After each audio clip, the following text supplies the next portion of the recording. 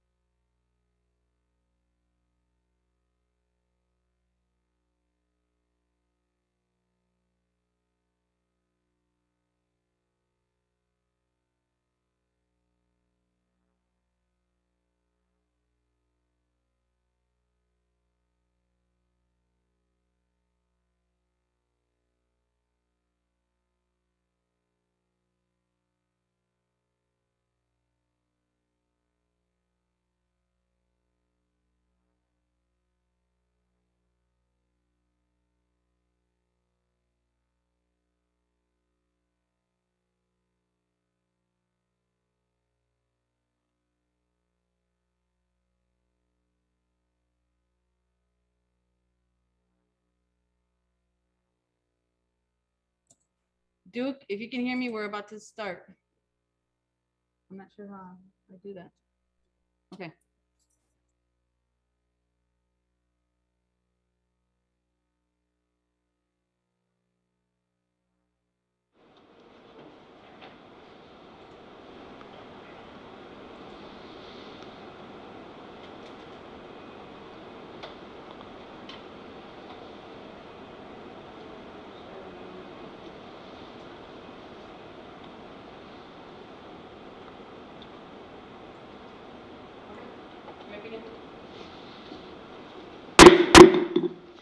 Okay.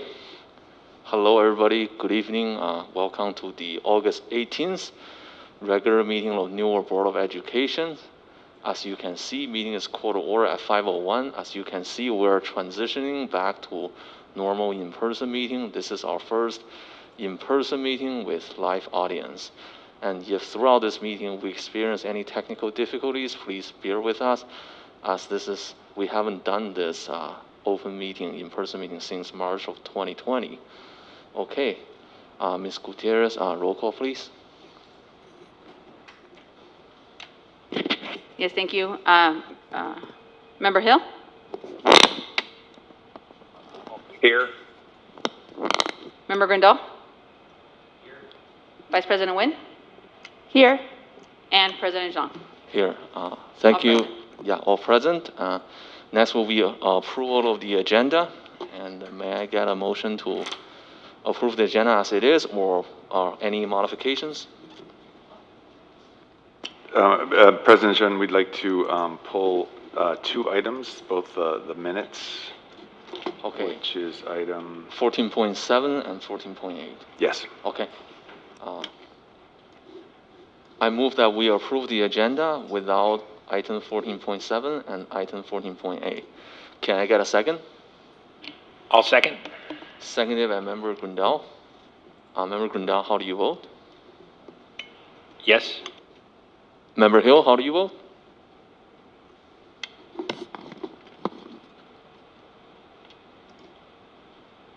Member Hill, how do you vote? Yeah, yes. Okay. Member Nguyen, how do you vote? Yes. My vote is yes as well. Motion carries with 4 ayes. Next, we'll be opening up our study session, Apex credit recovery.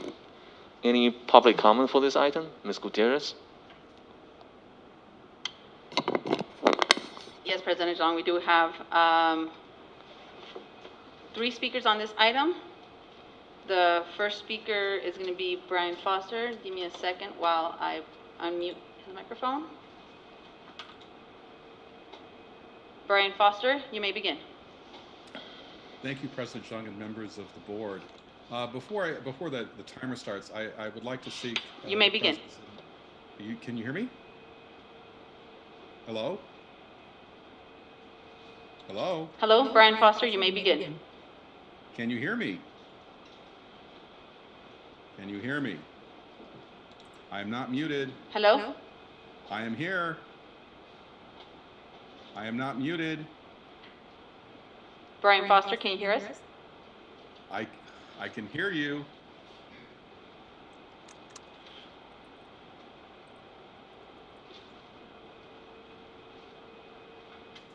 I can.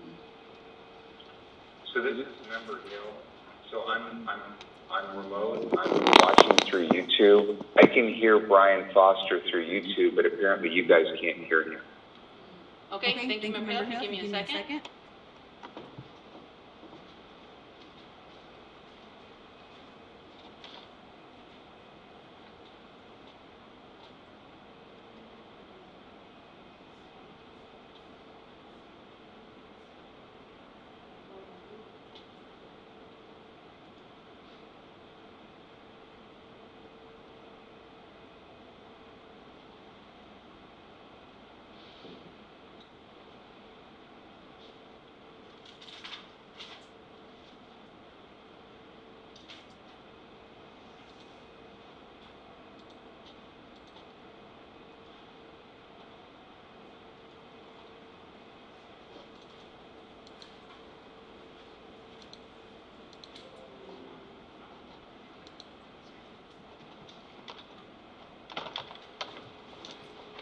Okay, Mr. Foster, may I Can you hear me please now? try again? Can you hear me now? We apologize. Hold on one more second. Sorry for the inconvenience.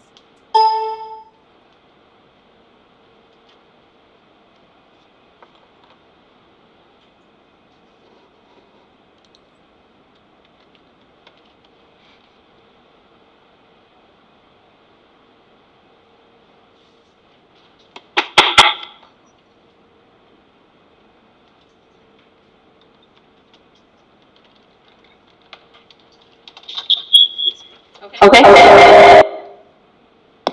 Okay, can you hear me now? Yes, we can. I'm hearing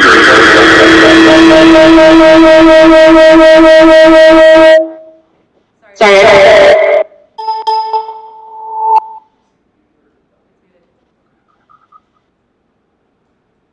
Are we good now? We begin. Okay, so you can hear me, yes? Yes. Okay. Thank you, President Zhang and members of the board. Before the timer starts, I'd like to seek the indulgence of the president of the board, because my words tonight were crafted with the support of NTA leadership, including our NTA president. And given our NTA leadership's involvement, I would like to extend beyond the 3 minutes, because that's really the only way that our union, this in public comments, our union is able to opine into this discussion. If that would be okay with you? Yeah. Okay, I heard an echo. I hope that you said go. All right, so I will just commence.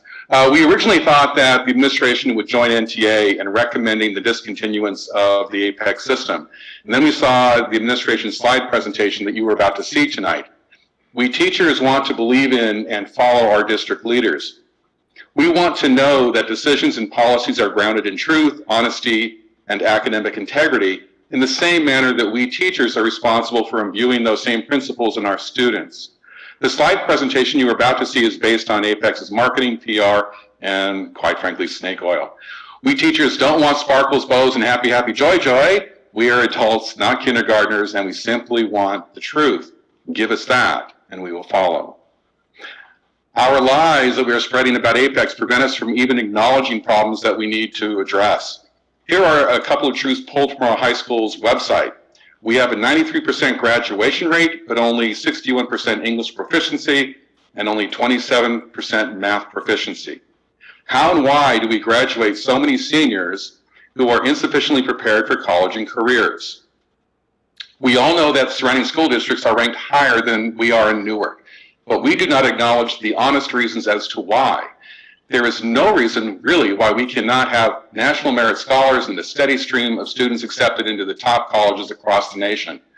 Well, there's one reason. Our school culture does not place as its highest academic priority academic achievement. I asked my students last year why a simple freeway lowers our students' academic performance. 2 students who had previously attended Fremont schools simply stated that Fremont's parents and teachers demand that their students study more. When I asked my students 2 years ago why we don't celebrate college acceptances, my seniors told me that it was in bad form to brag and embarrass those who were not accepted into college. Despite everything you're about to hear from the APEX marketing materials, our students cheat to earn credits. How do I know that? I ask my students and they tell me.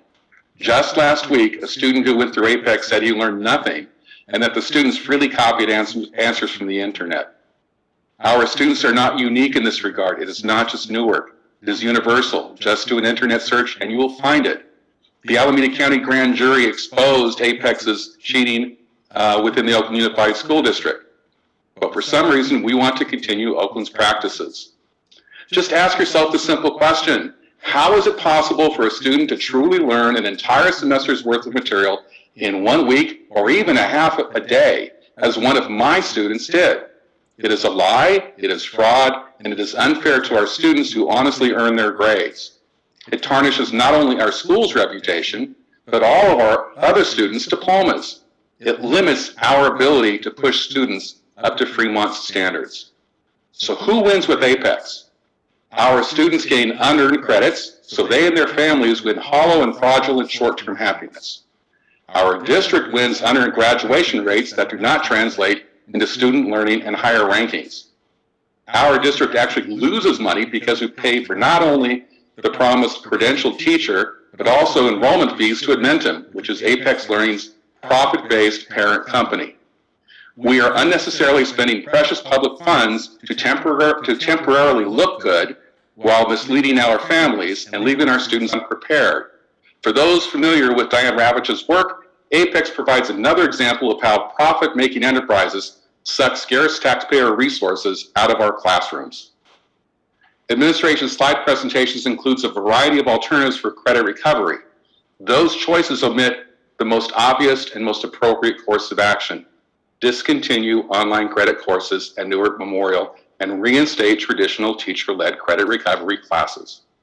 Those few students who truly benefit from online, independent, self-paced learning should flock to Crossroads. All the others should learn in traditional classes. It is so demoralizing to students who work very hard over a semester to earn passing grades only to see their fellow students choose Apex in the last few days or weeks of the school year to receive the same diploma. Online courses also completely undermine teachers' authority and standing among our students. I cannot tell you how uncomfortable it is to appeal to our leadership on moral grounds, but there comes a point in time when one is compelled to draw a line in the sand, or as John Lewis said, to get into good trouble. We hope that by doing so, we are inspiring our own students to become honest leaders in the good fight. You tonight have the chance to make an honest moral choice or to pretend reality away and sing happy, happy, joy, joy.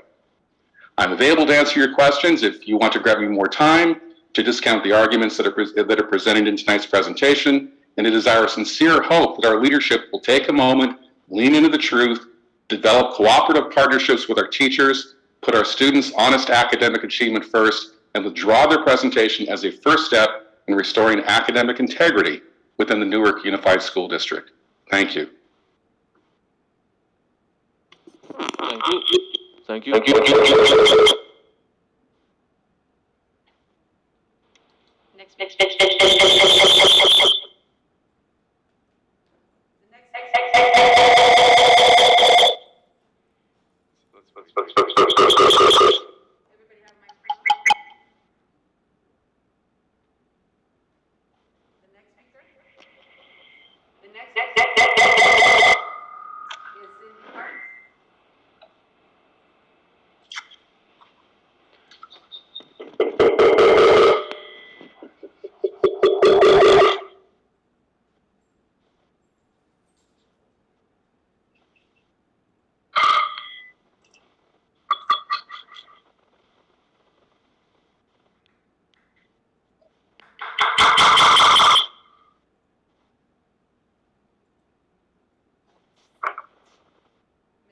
I got the prompt to speak. Can you hear me? Because your feedback is unbearable.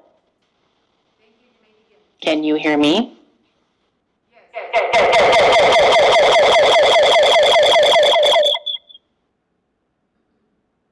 Well, first of all, let me start off by saying your agenda says that these meetings will be held virtually until further notice. That's the first paragraph on this agenda, so I'm a little confused on the in-person comments. While Vivian Larson was the counselor at Newark Memorial, we had a conversation about student struggles, and one thing she mentioned was how most freshmen were ill-prepared, unorganized for high school classes, and we also discussed the number of credit deficient students. In 2012, a request was made for the number of enrolled students, grades 10 through 12, and of that number, how many were credit deficient, broken down in 10-unit increments. This request highlighted a need, and then Superintendent Dave Markin put Bridgepoint Principal Tom Orput in charge of finding a program which would provide those students an opportunity to make up those credits. This is how Apex wound up in this district. Honestly, I don't remember a board presentation or adoption. Like many things in this district, it was just implemented without any checks and balances.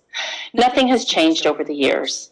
The district still needs to figure out a way to remedy the credit deficient issues, but not with Apex. I hope you will continue the process to defund the program until you can put in proper protocols, and I hope you will limit the credit recovery program to the Bridgepoint campus, or as Mr. Foster just mentioned, to Crossroads, which he had a very eloquent speech. I truly appreciated everything he had to say.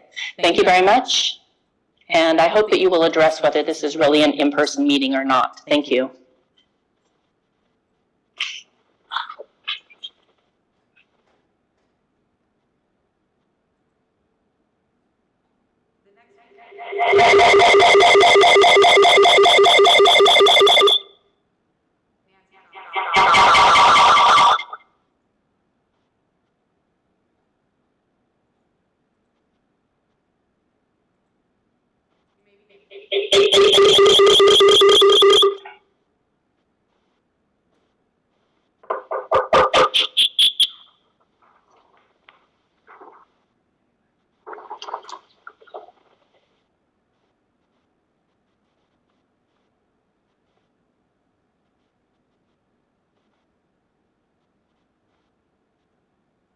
Nancy. The reverberation is almost unbearable, but I will go ahead, assuming that you can hear me also.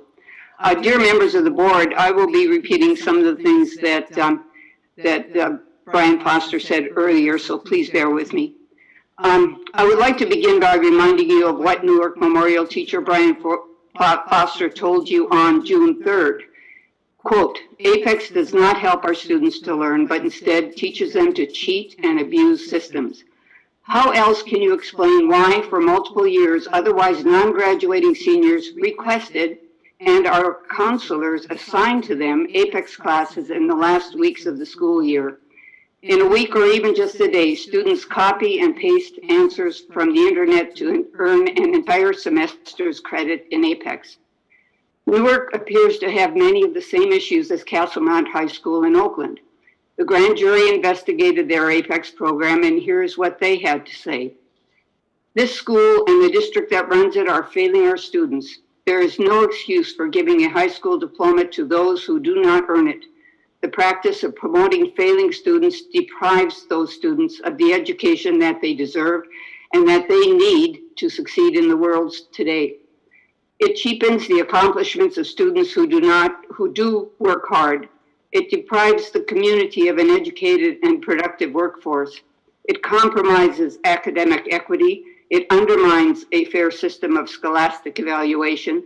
It produces a disincentive for intellectual honesty, and it undermines the civic fabric of the entire city. It is profoundly unfair to most students who work hard to qualify for a high school diploma. Please, board, call for an independent investigation into what appears to be many, many years of district abuse of Apex. You need to find out how this happened and how to make sure it never happens again. Thank you.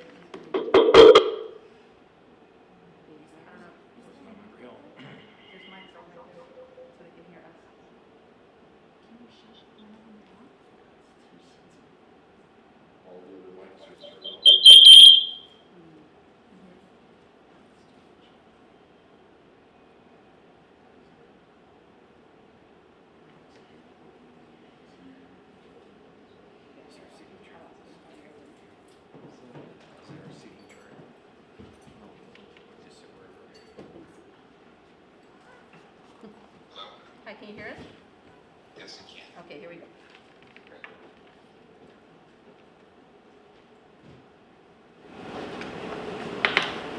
So,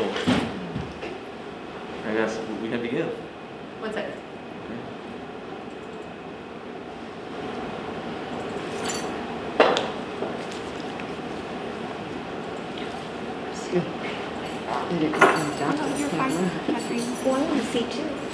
Oh, yeah, that's right.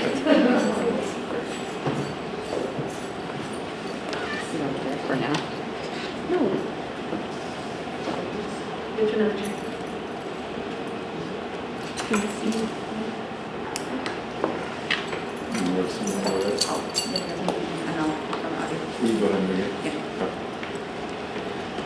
All right. Good evening, everyone, board members, staff, and distinguished guests.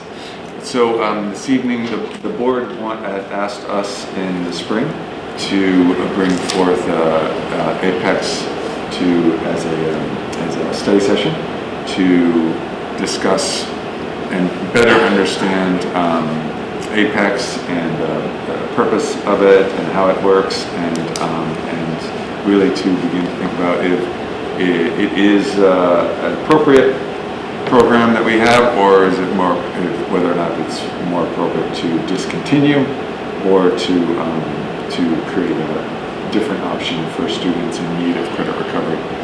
So with that in mind, we're coming tonight. Ms. Pierce is going to lead the presentation, and we anticipate that this might generate some questions, obviously some discussion, and no doubt we might need to have more discussion about this at further meetings. Ms. Pierce? All right. Yes, and again, I just want to reiterate that even before we begin, this really is a lot of the early materials in this presentation is just designed to give us an idea of what Apex is. Before we start getting into decision making, I felt like it was important that we kind of understand what it is and how it's implemented. So Apex is there any way we can move that? Move The talking and at any rate, just in case it gets in the way later. But it has been. Let's see if we can move that for a second.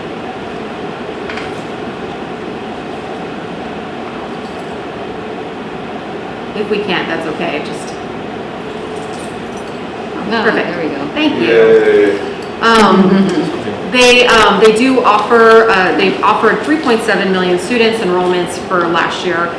It has been a digital curriculum provider since 1997.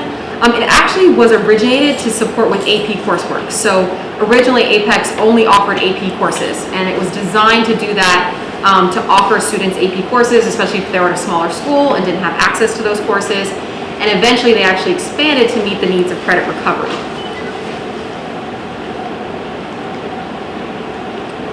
Now it's hard to Thank you.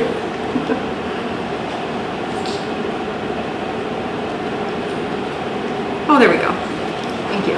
Oh wait, did you just click it? Oh, thank you. We have some key partners here. I won't go into too many of them, but they do partner with groups like College Board and NCAA to provide the services and the platform that they do. Currently, NUSD is using Apex, and I just want to be clear for a second, there are different types of online programming, so I don't want us to get confused. Apex and Edgenuity, we are using in different ways. They both offer sort of virtual instruction, they both offer credit recovery, but currently we are using Apex as a credit recovery program, and we are using Edgenuity as an independent virtual instruction option. So I don't want us to confuse the two because they offer very different services currently in the way that they're being used. So for Apex, we're using it as credit recovery, which essentially means that students have taken the traditional course and they did not pass the course. So now they're taking it a second time. They either received a low grade or they didn't earn the credit the first time around, and so they are now taking that course a second time. When we do that, we think about what it would take to do that as a teacher. If you're taking the course a second time, should it take you as long as it took you the first time?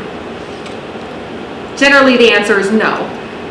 A solid teacher, right, would differentiate their program. So they would think about what does the student know, what does the student not know, and target the learning that maybe was missed the first time around.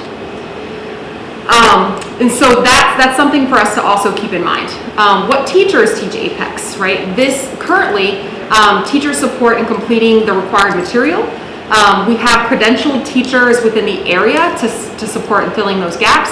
And again, APEX supports with the challenge of differentiating for students within the same content but different coursework. So we could have an English teacher that's supporting a group of students taking English, but they may be retaking English 9 versus 10 versus 11 versus 12. And they can support them with the support of technology. So that intentional support looks like remediation. They have literacy supports built into the program. They have language development supports also built in. There are all kinds of learning supports, such as things, academic vocabulary, where you click and you can immediately get it. It can read, it's self-paced. There is a link there that talks about the strategies to support English language learners that are built in, and the studies that support with those students as well. They attempt to make it as engaging as possible, unlike some of our more traditional textbooks that maybe get updated every 10 years or so. With online curriculum, you can update materials so that you can start to see real-world programs that are a little bit more relevant for our students. And they also try to make them engaging. So oftentimes we hear things like, well, they get on the computer, they walk away, and then all of a sudden they pass the course. In this case, that's not true. Students do have to do something, see something, move something, say something, explain something about every 15 to 20 seconds in order to progress along in each course. In terms of kind of the breadth and depth of the content, this is kind of an example of what a student might see in U.S. government and politics. On the right, you might see each unit, and then on the left, you can see how each unit is broken down into things like pre-assessments, checkups or reviews for skills, study sessions, quiz, and practice. Now, in NUSD, we are currently running a blended model, and so there's kind of APEX to Fidelity, which means students have to go through every single one of these units, they have to pass every single one of these units, and they have to do every single unit within it. A blended model actually uses the teacher of record to say, as the teacher of the course, if a student, let's say, passes out of a particular unit, they can choose to say, I don't want you to do the practice assignment that's a part of APEX, instead I want you to do this other thing. And they can assign other practice materials or other written assignments as needed. So just because a student is not on APEX doing those hours of work doesn't mean that they couldn't be doing other hours of work for the teacher of record. Again, depending on what the teacher is asking of the students in the class. There has been some results, and again, I am not an APEX seller, if you will, but it's important that if we're going to ask about efficacy in case studies, that we ask them to produce some of that work, and that's exactly what I did in preparation for this. We called up APEX and said, let's give us some proof. Give me some proof of efficacy of your program. And so what they did is they shared quite a bit with us. I've added 2 of those here, and then an additional link for additional efficacy studies. The first one comes out of Texas, and they really looked at the assessment of academic readiness, and specifically looking at struggling students using the APEX courses and how they achieve similar average scores as students not identified as struggling on those same tests. And these are end of course exams in algebra, English, English 2, and so on. A similar study happened with Accelerated Learning Solutions, which is essentially a charter program that really looks at credit remediation.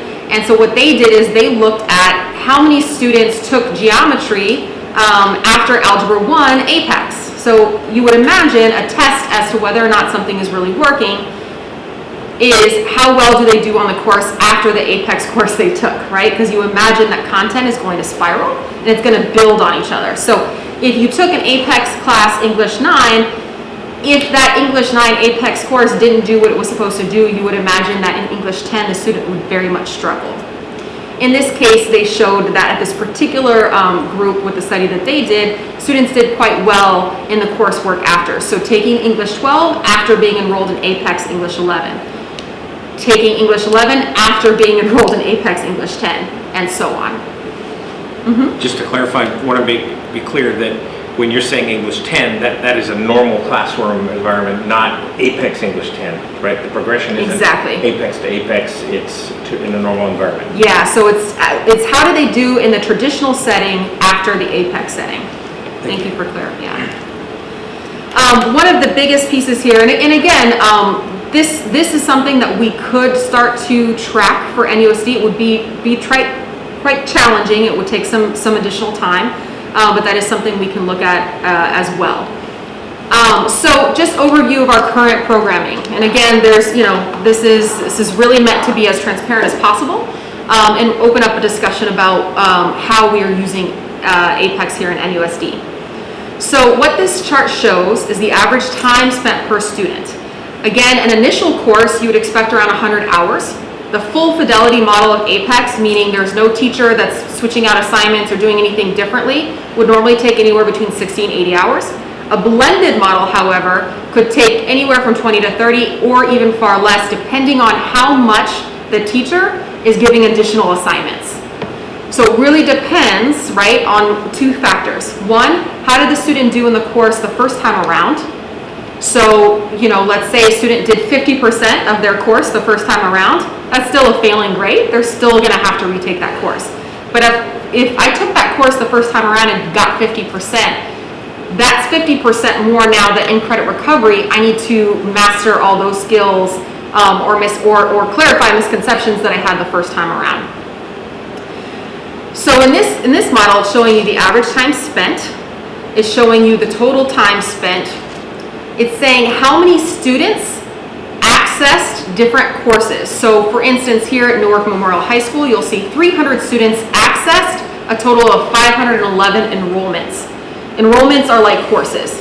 So that means 300 students took 511 courses. So some of those students were enrolled in multiple courses. Does that make sense? Okay. Students completed were 141.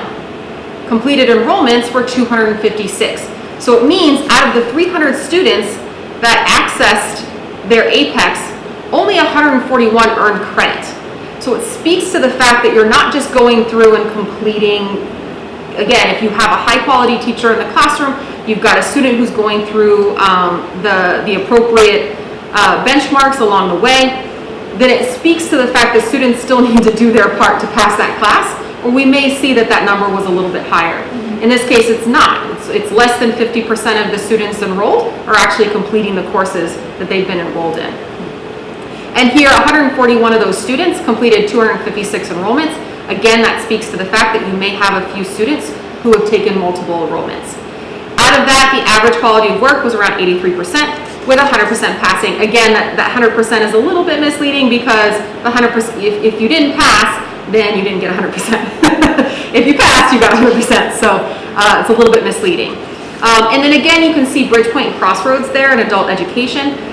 In those cases, they use a much further blended model. Unfortunately, we won't have Ms. Calderon here to speak about Bridgepoint Crossroads because she's working very hard on independent study right now with all of the changes, but we will have Ms. Rangel here so she can speak a little bit more about Newark Memorial.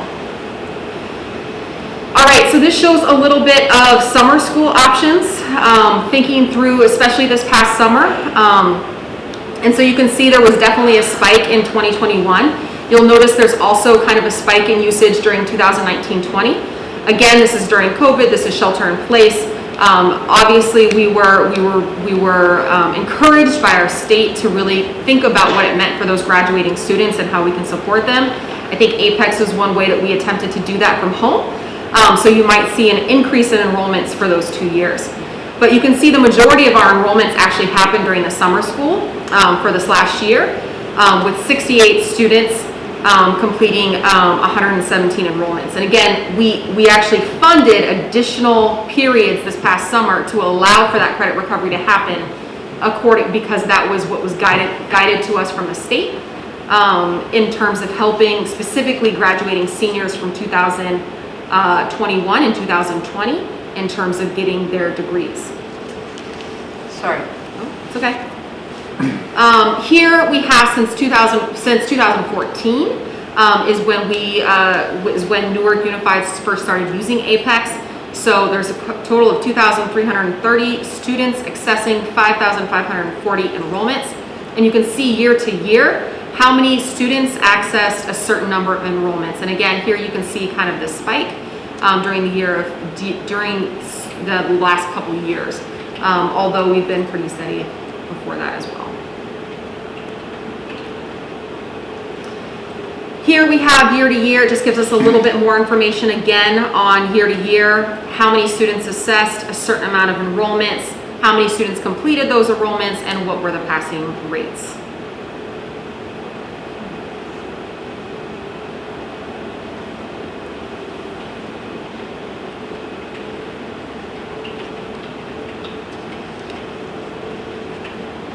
You guys ready for me to move on? Okay. I figured that was a lot of information to just blow through.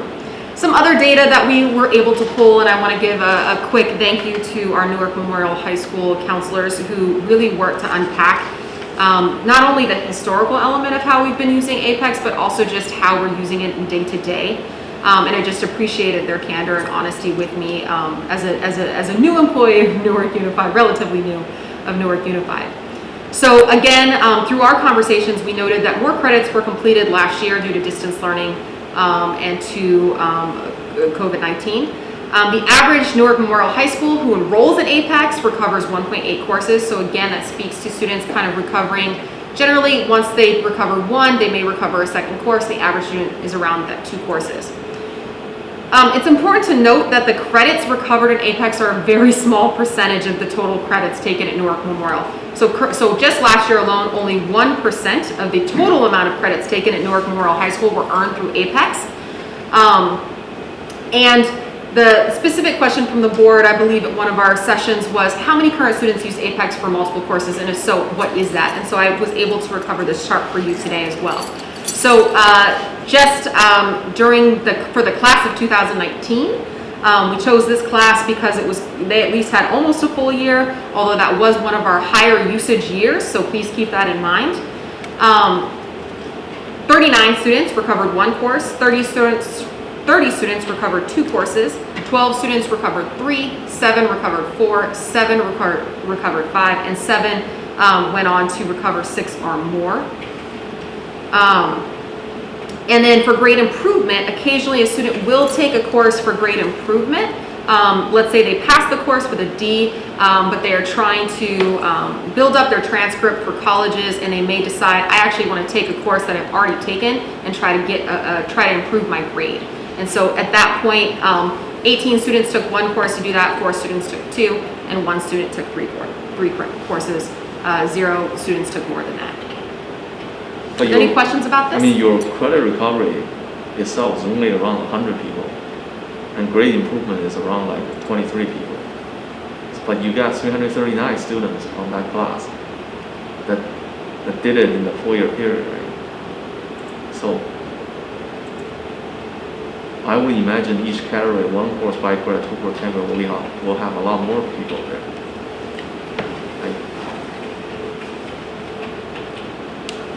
So, yeah, I mean, in class of 2019, that graduating cohort. There was 300, oh, I'm sorry. You got 339 students from that cohort that at some point accessed Apex for multiple courses. No, sorry, that's the clarity. So there was 339 students from the class of 2019. Not all of those students, those graduating students that we could account for 4 years of work for, graduated. So those are not 339 students that took Apex. Okay. There was 339 students that, as a group with our counselors, we could pull from the class of 2019 full 4 years. Also, okay. Thank you for that clarity. So the entire graduation class from 2019 has total of 339 graduates. That we could account for 4 years. Okay, we're there for all 4 years. Yeah, in the 4-year period. Okay. I should have clarified that. Thank you. Grade improvement students they don't get credit twice, they don't get credit 1 time. Yes.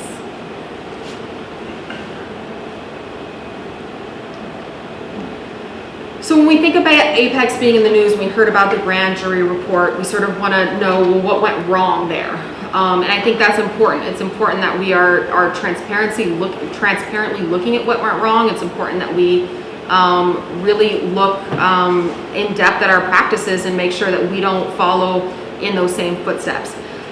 When you read those grand jury reports and when you read kind of news articles and so on, it really does point to poor implementation of APEX. It does, it talks about sort of lack of student and teacher oversight and accountability. It really kind of asks about rigor level or hours of completion. And we recognize that this is absolutely something that we need to focus on. We also recognize that this could be a possibility in any classroom, right? Where maybe in one history class, a student is being asked to do essays every night, spending hours, and in another history class, maybe their teacher is doing project-based learning and it looks very different. And so it's important that we kind of understand, you know, is this how we are implementing, or not us, but is this implementation, or is this the platform itself? And I want to make sure that we think about that as we make the decision moving forward. The other big piece that has popped up is the documentation of blended implementation. So if I'm as a teacher, I'm assigning you other material, how am I documenting that if that's not documented in APEX? So if APEX doesn't show that I spent 5 hours writing an essay, you know, what are some checks that we can include within APEX to show that blending implementation in order to kind of demonstrate knowledge that the student is being asked to do? And how does that hold then the student accountable, as well as the teacher, as well as the district, as well as the school? So there are some proactive things. I want to make sure, is Ms. Rangel available soon? Okay. There are some proactive things that NUSD administrators have already done to try to address whatever community concerns. And I want to give them the chance to speak about that, because I think it not only shows that they've been trying to be responsive, it also shows that again, we're trying to work together with our community to see how we can improve the process of credit recovery. So some things that I know were implemented include ensuring that there is an NUSD teacher credentialed matches the coursework that they're taking to support the student enrolled in the APEX course. There's been some adjustment of master settings. So there's things you can do like lock assessments. So students can't take assessments at home. They can only take assessments in front of a teacher or in a classroom or something like that. There's limits on pacing and assessment, so you could say you need to have a certain minimum of weekly hour requirements, and what does that look like? There is minimum requirements for passing and aligning that across a school site. And then there's also been sort of online accounting of practice assignments, things like you must submit your journal entries online so that we have a record of that work. And at this time, I'd like to open it up to Ms. Rangel from Newark Memorial High School to give us a little bit more, if that's possible.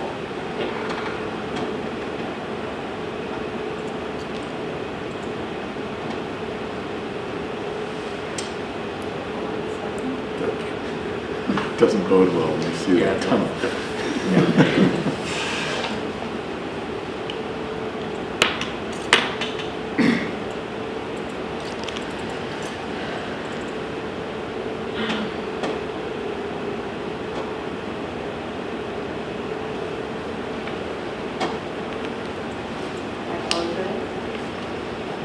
Would it be easier if I just called it on my cell phone?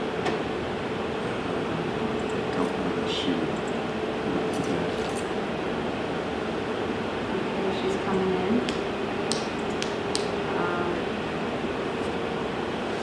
Ms. Rangel, you may unmute yourself.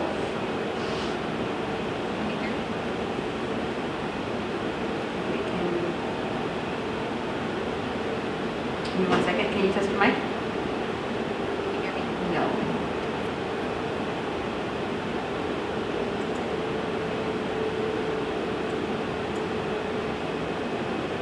you hear me now? Not yet.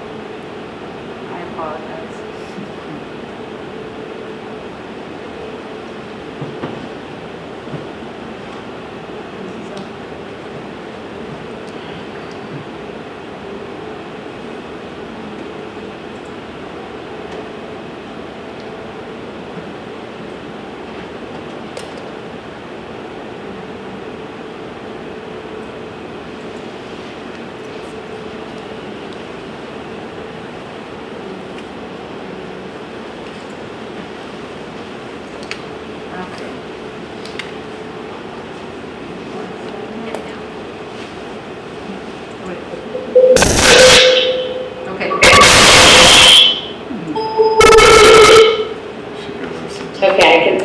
you can hear me. Can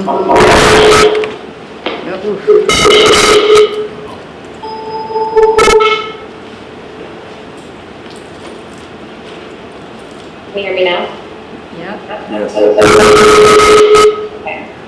Good evening, board and executive cabinet. Thank you for having me here today. When I became the principal of Newark Memorial High School, this is one of the first things that was leveraged to me as a concern. It was after what happened in Oakland, it became public, and we were utilizing Apex. We took those concerns very seriously and made some adjustments.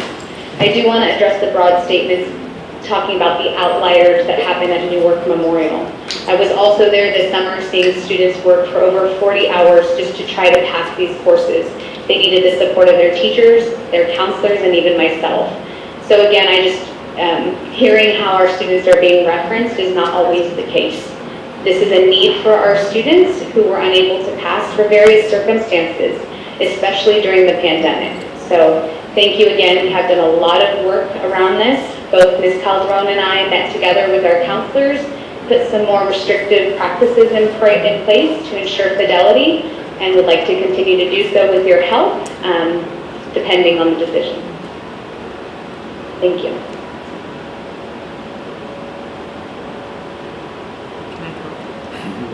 Thank you, Ms. Ray.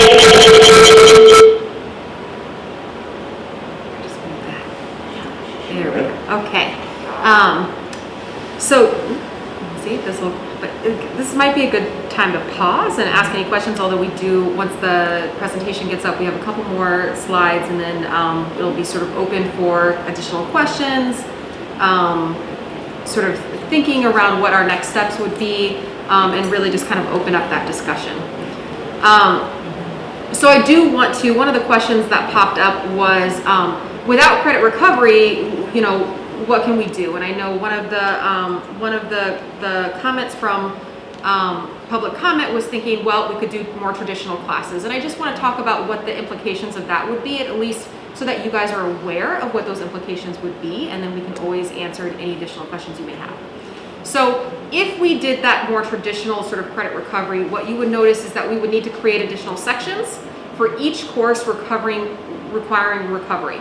So that would, many of those would not be full classes, right? Currently, we may have an Apex class with students that are recovering English 9, 10, 11, and 12, all with the same teacher who may teach those different courses throughout the day, but not necessarily all together.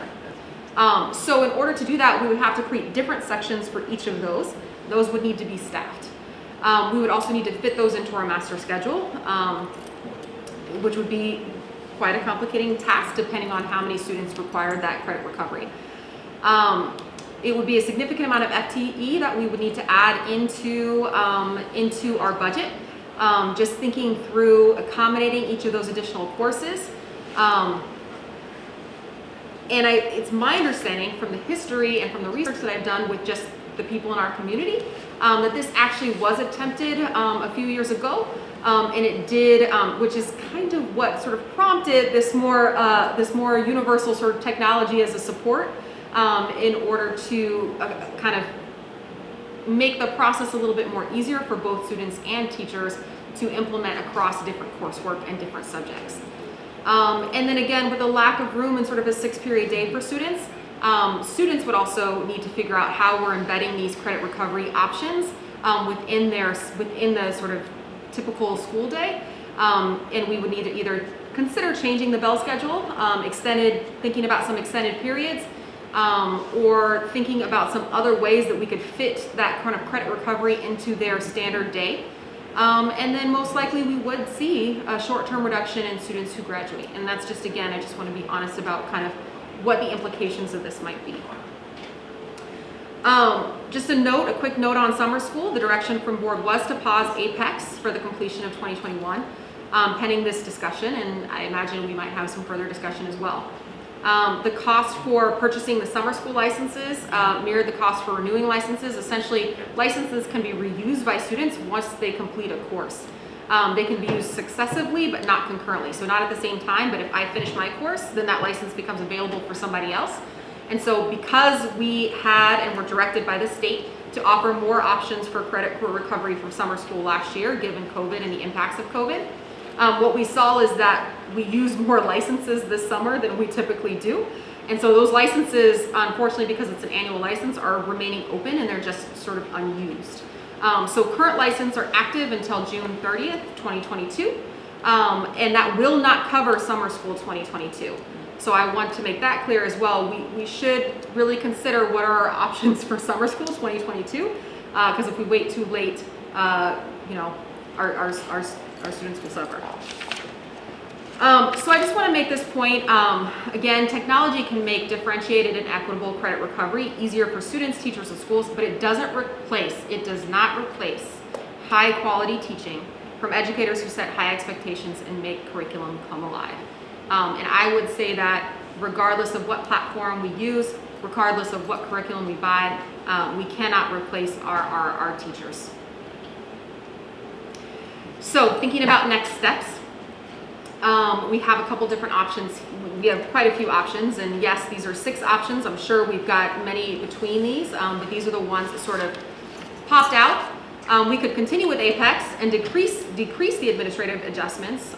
So we could really say, you know what, we now understand kind of the purpose of credit recovery is not necessarily to ask the student to go through what they did the first time they took the course. Rather, instead, we want to differentiate and we want to really target content that the students missed the first time around. So in this case, we're talking more about mastery, right, than we are about, well, if it took me, you know, if it took me 100 hours the first time, it should take me 100 hours again. It's more of what content did you get the first time around, and how can we make sure that you've mastered that content the second time around. So less about numbers, more about content mastery. However, that may not be good enough, right? So we can continue Apex and maintain the current administrative adjustments, which Ms. Rangel spoke briefly about, and so did I. We can continue Apex and we can increase those adjustments for accountability. So we could say we want students to repeat content.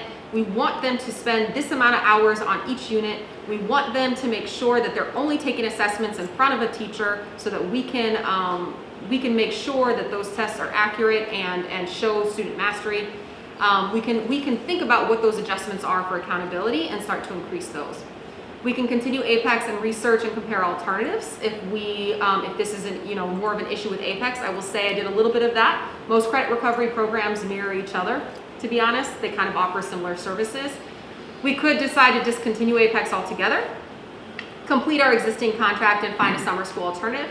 We could discontinue Apex altogether and remove most right of the credit recovery options for our high school students, because again, I think that the impact on the master schedule and our budget, if we were to create singleton courses for each of those credit recoveries, is a little bit more, it's a lot more complicated than it appears on face value. So at this point, again, tried to give as much information as Apex. Maybe I overdid it a little bit, hopefully I didn't. But I know that there's probably still questions, and so I wanted to offer the opportunity to ask questions, ask me to go get more information or data, just kind of open this up for a little bit more discussion. And I apologize, this wasn't more interactive. I normally try to do study sessions that have a little bit more discussion. Can we go back to the slide where you show the 5%, 90% passing after taking an APAC in the next graduate class? Mm-hmm. Yeah, this one. So, yeah, I mean, so first of all, that this study session was sort of meant to be the initial study session. If board member want to have additional information, want to ask additional questions, there will be a follow-up study session on APAC. So the information I actually want to see more, which is similar to this slide, but I want to see the passing rate between geometry and algebra 2, and algebra 2 and trigonometry / pre-calculus. The reason I'm actually asking for this is geometry and algebra 1 in certain ways are quite distinct subject area at that point. Mm-hmm. But algebra 2 probably does have a lot of foundation that need to be built on geometry, and pre-cal / trigonometry, definitely you need to master algebra 2 to do pre-cal and geometry. And based on one of your presentation slides, I realized that there's this one little video about APAC where it's doing sine 30 degree, right? That's, I don't know whether that's geometry or trigonometry, but apparently students are using that for geometry and trigonometry. So that kind of course, that the continuity, the strong foundation after strong foundation for those courses, geometry, algebra 2, and pre-cal, those are the things I will be really curious to see the number. Okay. So also based on this slide too, I'm curious to see using our student data to really distinguish whether or not we do have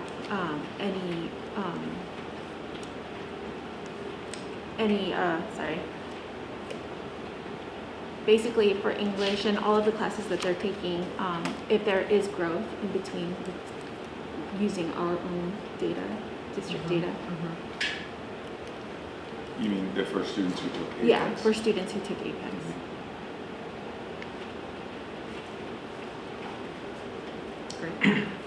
I have a question about, and you may be able to address this. There's discussion about assessments as a part of the activity. And of course, in my mind, the goal here is not grades, but college readiness, right? So, so it sounds like within APEX there's some assessments, but is there a way to do, is there thought of doing maybe an independent assessment to, as a way of assuring that the independents are not enmeshed within APEX, which they could have a conflict of interest, let's just say. Is there a way to do an independent assessment that assures that the students are mastering the content? It makes sense to me if someone has done well in half the class, making them do the whole class again when they really just need to focus on the last doesn't make sense. But at the end, they need to, if there's an assessment that shows they've mastered the content, I think that's the goal. So maybe I didn't ask a question, maybe that was more of a statement, but that's where my interest is. Yeah, so follow up on that for the 100, a little bit 100 plus students in the past 4 years that actually did all these credit recovery, can we get a data to see how many of them are actually college ready? Can you repeat that? So you remember there's a slide I asked you the question.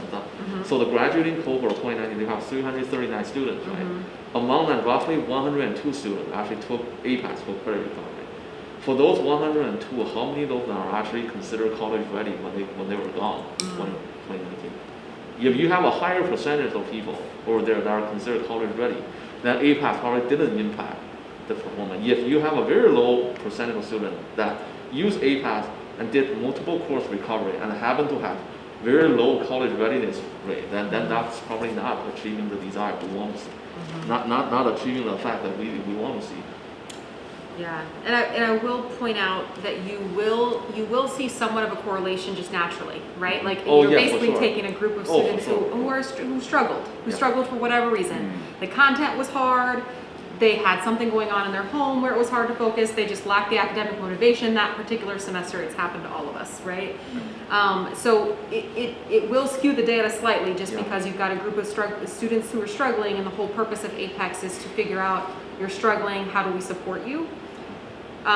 So just keep that in mind, but I still think that's data that we could pool. Although, back to my assessment idea, if the assessment's sort of focused on the content that they've taken, that's a better test.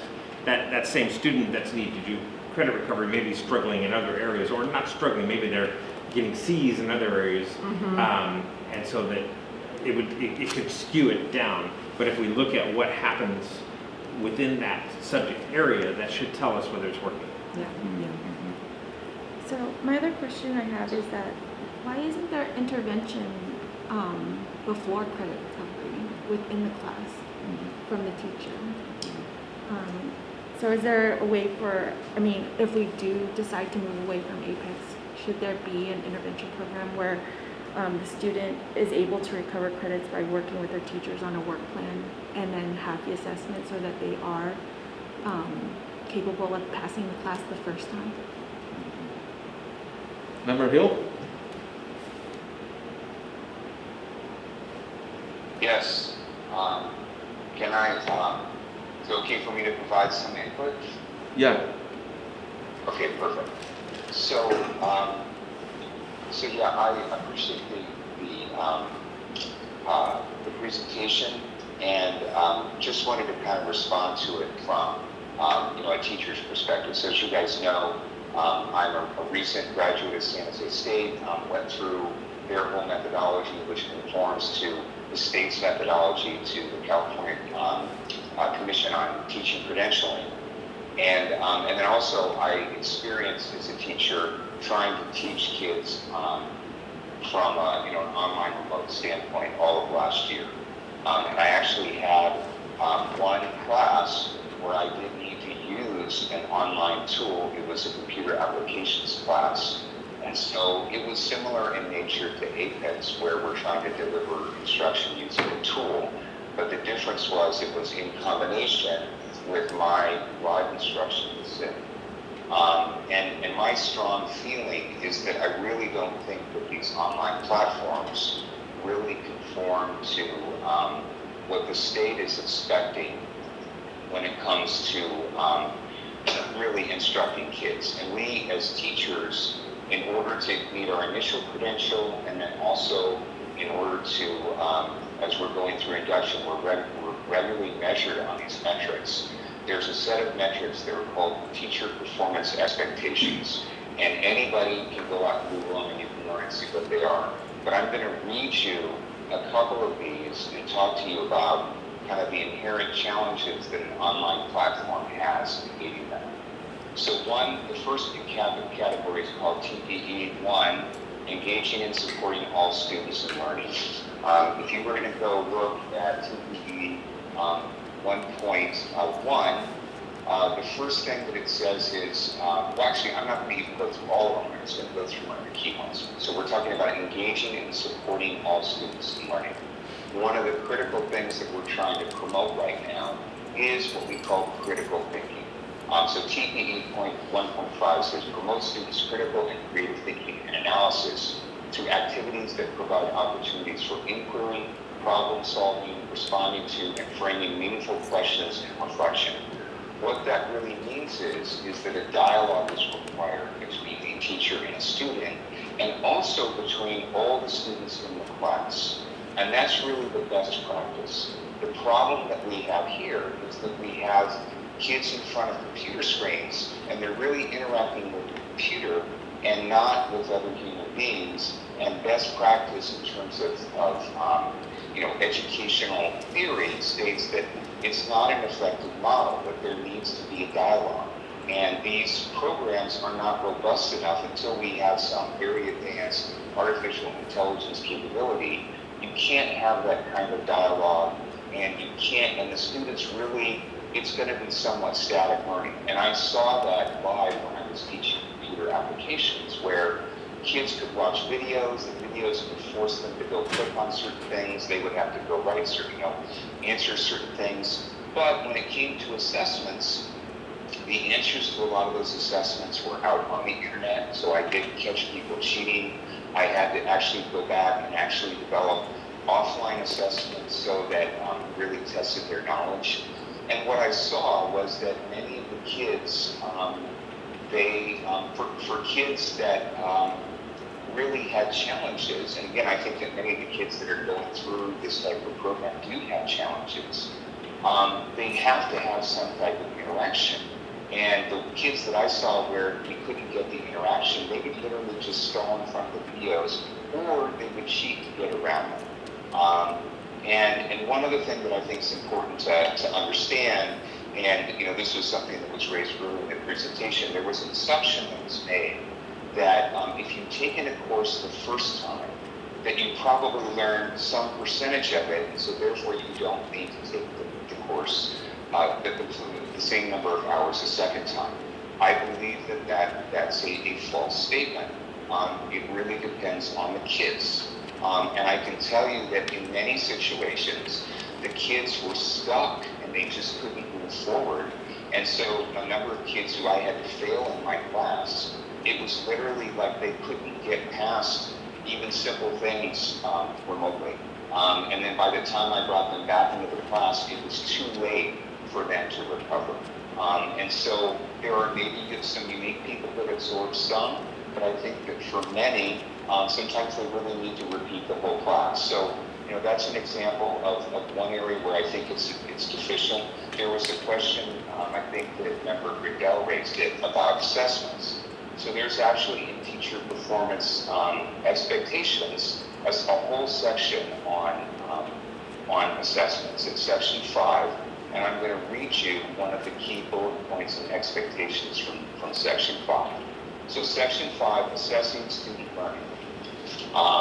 According to subsection 5.1, what you're supposed to be able to do as a teacher is apply knowledge of purposes, characteristics, and appropriate uses of different types of assessments: diagnostic, informal, formal, progress monitoring, formative, summative, and performance, to design and administer classroom assessments, including use of scoring rubrics.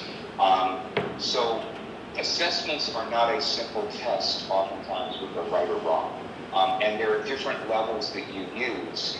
And quite frankly, there's no computer program that is sophisticated enough to really use these. But what we've been learning as we've been studying education as a society is that there's many different assessment tools that you have to use, and they come in different circumstances. And again, there's no computer that's smart enough to figure out when and where it's appropriate. It really is a dialogue between the teacher and the student and other students. And then when we talk about rubrics here, that's something where it's super subjective. The computer can't score effectively things that are on a rubric. Very, very difficult. And so I think that these programs are inherently flawed. And I think that I understand that we want to offer something on an interim basis at crossroads, given that we still need to do remote learning, and we're using Edgenuity, and it's a mandate of the state. But I think long-term, the assumption that kids will sit in class for almost a year and then ultimately fail out, and then somehow we're going to give them this magic computer pill, and they're going to be able to learn everything they needed to do in less time, with very limited interaction with the teacher, no interaction with other students, and that they really learn. I don't think it's correct. And so I think if we really want to investigate this, we ought to have really an independent entity come in and audit our program the same way that that they did up in Oakland, to get really a full understanding of this. But I suspect that if we do that independent audit, they're going to tell you exactly the same things that I'm telling you right now. So thank you. I'm sorry to take up so much time.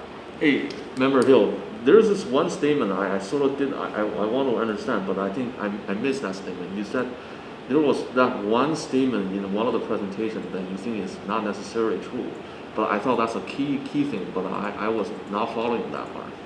Did you still remember? Okay, yeah, sure, no problem, President Sean. So the assumption was that if you take a whole year of, let's say geometry, the assumption is that if you fail geometry, that maybe you retain 20% of it or 50% of it, and so therefore you can do a more accelerated credit recovery in less time. But I think that what we're oftentimes seeing as teachers is that the kids that are failing, right, they're stalling out in the early stages, and oftentimes, and then at the point where they start to fail, they're trying to figure out how to respond. They're frustrated. If there aren't appropriate interventions, and this goes to Member Gwen's point, if there aren't appropriate interventions with the teacher and then with other staff at the school, at some point the kid gives up and they basically tune out. And so they're tuned out from that point forward, and there's no learning going on. There's no retention going on. And in fact, because they're not using the knowledge that they maybe gained in the early part of the course, they've forgotten it by that time. And so in reality, they probably oftentimes have to do it all over again. I see. They didn't retain 5 or 0%. So that's what I meant. Yeah. And that almost speaks to a certain degree to the fact that if we just repeat that same process, we're not doing the students any good either, right? Like if we just do the same thing over and over again, expecting a different result, we know that's a definition of insanity. So we do have to deliver the instruction in a different kind of way.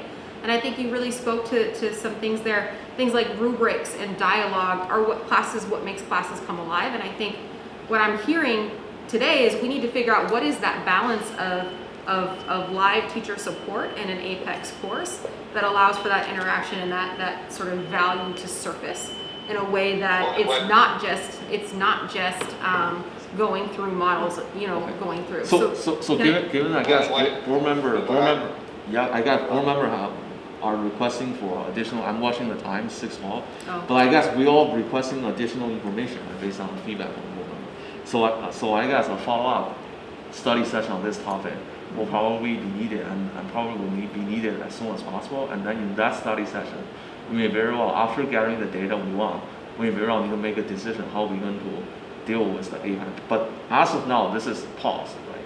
Because that's the board's direction from the last vote on the LCAP. Okay? That's correct. So can I read out the things that I should? Okay, just so I have clarity. So number one, we want data on what the passing rates are, specifically looking at math. Yes. I got actually the ending. APEX, if I'm not wrong, is primarily used by our students on the subject area of math and reading in English. So maybe I'll focus on English and yeah, math because courses. you already gave us the data on English. So I will say, because you have English 9, English 10, English 11 there. So That's not our data. But that's not from NUSD. So maybe I'll try to see. Oh, I see. Oh, yeah, that's not. Then probably what we need is the NUSD data from what do you call that from? From geometry to algebra 2, from algebra 2 and from algebra 2 to pre-calc. Got it. Because that's probably will give us NUSD will give us a lot better indication about whether our APEX math recovery is really working on us. So I'll definitely pull that together. So that'll. And obviously, what member would not mean follow up is that what is the college readiness rate for those 102 students that in the past 4 years took multiple courses? Obviously, we know that number is going to be low, but I still want to see how low that number really is. And when you say college readiness, you would like SBAC data? Are you talking about A through G? A through G? Yeah, I'm talking about A through G completion. Yeah. Thank you. G completion. Okay, let me add that. And what is the other thing the other board member requested? She's gonna read it out. So yeah, so I've got the NUSD data around each course to course and how they do after an APEX course and a traditional course. We want to look at how students do in APEX by the time they graduate with A to G completion. Yeah. We want to look at whether or not there could be an option for kind of an independent assessment that's maybe based on our traditional model that can then be administered at the end, which I do believe that is possible. But I will still take it back to our sites. 3, we want to look at what kinds of embedded intervention do we already have at our school sites in order to prevent the need for credit recovery to begin with. And then, yeah, that's what I have. Like I know when I graduated from Newark Memorial, like all of the classes that we were taking through elementary and the junior high, we've always had prerequisites to be able to go into the next course. And then so we're coming in somewhat prepared into our next course. I don't know if that's currently happening at the high school or not, but I think that would kind of also fit into the whole intervention and another way of intervention. I actually think that's pretty insightful. Yeah. Okay. I guess that concludes our study session, and we'll be heading to, before we have to close session, if there's any public comments on the Yes. but I guess I assume you read out what we're going to discuss.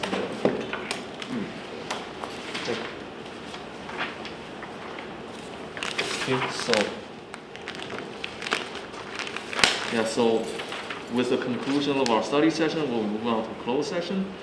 In closed session, we'll be discussing 4.2, Public Employee Discipline Dismissal Release, 4.3, Conference with Labor Negotiator, NTA, and CSEA, 4.4, Conference with Labor Negotiator, Employee Group NUMA, Unrepresented Supervisor, and Contract Management, 4.5, Conference with Legal Counsel, Anticipated Litigation, 4.6, Conference with Legal Counsel, Existing Litigation, and we'll be back to open session around 7 p.m. We'll see you in a bit. Thank you.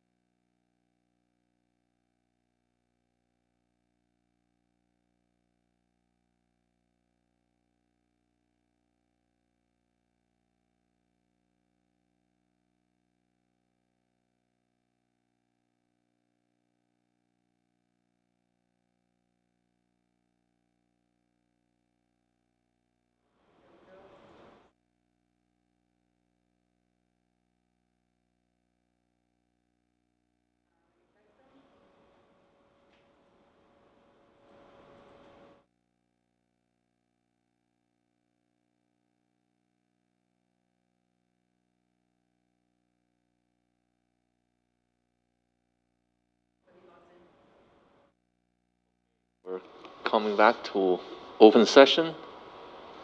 And just like what we said in the last meeting, this is the first meeting we will have live audience, and we indeed might not have a couple of live audience. So for first item, Pledge of Allegiance. For the people in the boardroom, please stand up, and we'll have a flag over there. And Ms. Gutierrez, for those online, please turn on the banner for those online. Ready? Begin. I pledge allegiance to the flag of the United States of America and to the republic for the which stands one nation under God, indivisible, with liberty and justice for all. Thank you. Next item is report of closed session items. There is no reportable action that's been taken during closed session. Employee organizations. Ms. Gutierrez, please welcome our speakers.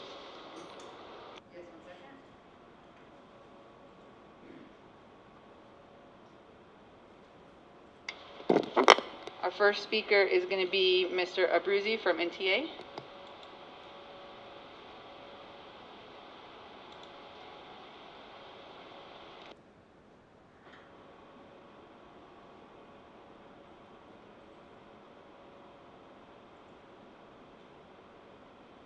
Mr. Abruzzi, you may begin. Thank you. Welcome back, board and school members, to a new school year. NTA update. NTA has questions about a course called TA/Peer Tutors. How is this course being offered at a high school when it does not have an A through G requirements? NTA thought all courses had to have an A through G requirements. This course gives students credits for helping teachers do grading, cleaning up classrooms, or whatever the teacher requires. NTA asked why this is being offered, and the response was to capture ADA money for 30 students. If this is how the district saves money by not offering a 0.2 FTE course to these 30 students, that is very upsetting for NTA. NTA asked the district, is this course board approved? NTA is waiting on the district for that answer. The other thing that NTA would like to update on is the director of SPED. Special education students are NUSD's most vulnerable students. These teachers and staffs take care of these students, have been working without leadership since November 2019 when the present director was hired. Her lack of communications, actions, attention to detail, and follow through have created a stressful and hostile work environment, caused a loss of dedicated and excellent educators, created chaos where there doesn't need to be, made parents rethink whether or not their child should be enrolled in NUSD. Lack of communication. On April 13th, 2021, an out-of-office message stated that the director would be out of the office starting on April 13th. There was no end date and no one to contact in her absence. Members working, classified members that work with the director didn't even know about the absence and how long the director would be out. The district said the director was just going to be out for a day, and that was not, and there was no need for coverage. The one day turned into the director not returning until April 26, 2020. There was never any communication that she was on leave or how long she would be back, she would be out. The only way team members found out was by email in her or reading it in her out of the office message. The out of office message did not list who to contact in her absence. At that time, with the director out of office, there was only contact part-time program specialist. There was no other leadership. During the 2021 school year, when the Graham and Snow merger was being planned, there was no communication from the director regarding the special education classes at Graham or Snow. Instead of being a leader in this situation, the director only held meetings when they were initiated by the NTA members themselves. With less than a month left of school, no decision about which classes would be at which school was made. This only caused stress for NTA and classified members about where they would be teaching. This was also stressful for parents that did not know whether their student would be going to school, which school. Last year, the director moved students onto and off of caseloads without notifying the case manager. One student was moved onto a caseload, and the IP was over a week due. The director reached out to the NTA member. The NTA member was blamed for the IP being late. Some of the IEPs that were taken off the NTA members' cases were then put back on.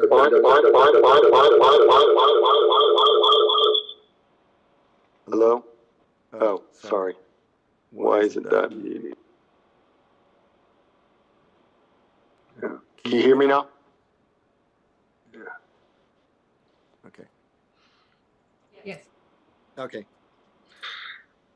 Let me pick up where I left off. Oh, caseloads. NTA members' cases were then put back on, and those IEPs were now late as well. The director reached out to the NTA member again and asked how she can assist a member with all of their late IEPs. Many NTA members have complained about the countless emails that they have sent to the director that required a response and that she has not responded to. After mediation meetings, Mr. Abruzzi, I do want to remind you, Mr. Abruzzi, mentioning of individual personnel in your comment is probably not the best case in this occasion. We are just updating the district on what we have dealt with, and that is something that needs to be brought up for that. But, board member Bowen, I respected you. That's fine. We will be moving in a direction of a vote of no confidence for the director on that issue. We will be bringing this to the district of our complaints with this person. Next thing that NTA has is safety. NTA would like to know what the district's protocol is for NTA members testing positive for COVID. Do NTA members have to use their sick days? Why doesn't the district or school board address this before the staff and students came on campus? COVID isn't going away. Why isn't there a quarantine protocol in place before the start of the school year? Would the district have a quarantine protocol? Why isn't the district providing a safe working environment for all employees by having a protocol in place, which could have been presented to staff on August 9th PDs?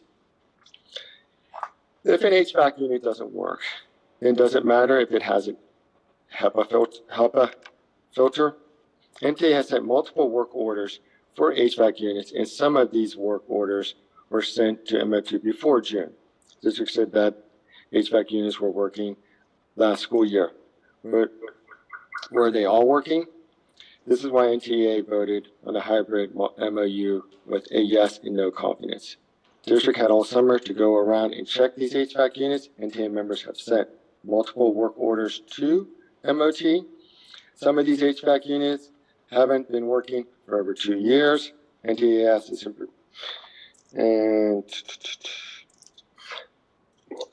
and that's it. So thank you for letting NTA bring up this update, and thank you and have a good night. Thank you. Next speaker.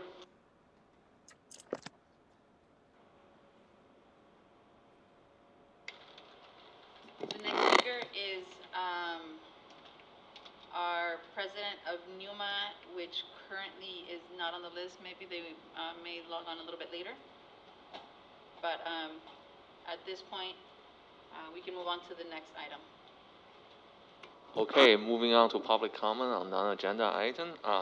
We have a live public speaker, Mr. Noop.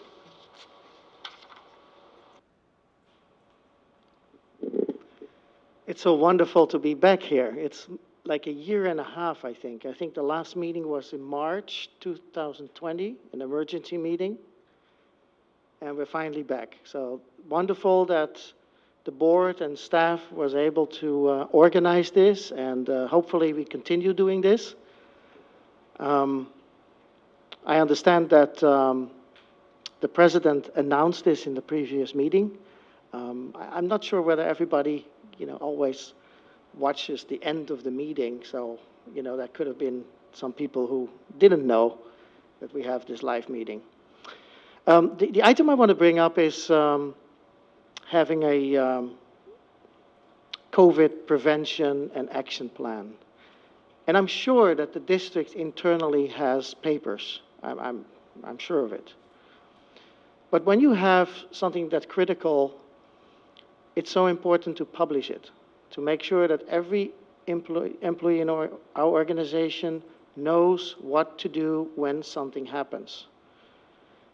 It would avoid finger pointing, or like, I thought that somebody else was going to do this, and well, I thought I had another version of the document. And it may be wise for the board to ratify a document like that. Now, obviously, the implementation and the setting up of the document is an executive function. It's an operational function, so it's not something that the board should be involved in. But by ratifying it, they assert that the document exists, it goes on the agenda, everybody knows about it, there's no buts and ifs. So I would really urge the board and the organization to have a published plan that is, you know, ratified by the board, and to make clear, not approved, but ratified by the board, so that we know we have a plan. And we got to keep educating people, because, you know, these are very trying times where some people have certain thoughts about COVID, and, you know, not everybody is informed at the same level. So it's very important to educate, to explain if something happens, what are the steps we're going to do. It gains trust. It shows like we know what we're doing, we write it down, and, you know, you can trust us because we have a procedure here. So I urge the board to get a document in the next meeting to be ratified.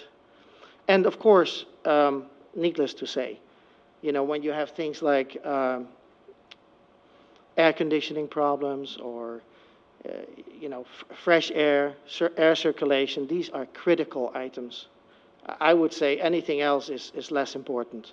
So we, you know, when the NTA mentioned this, we got to put all hands on deck to make sure everything is fine, because this is very critical. Thank you very much. Thank you. Can we bring in the online speakers?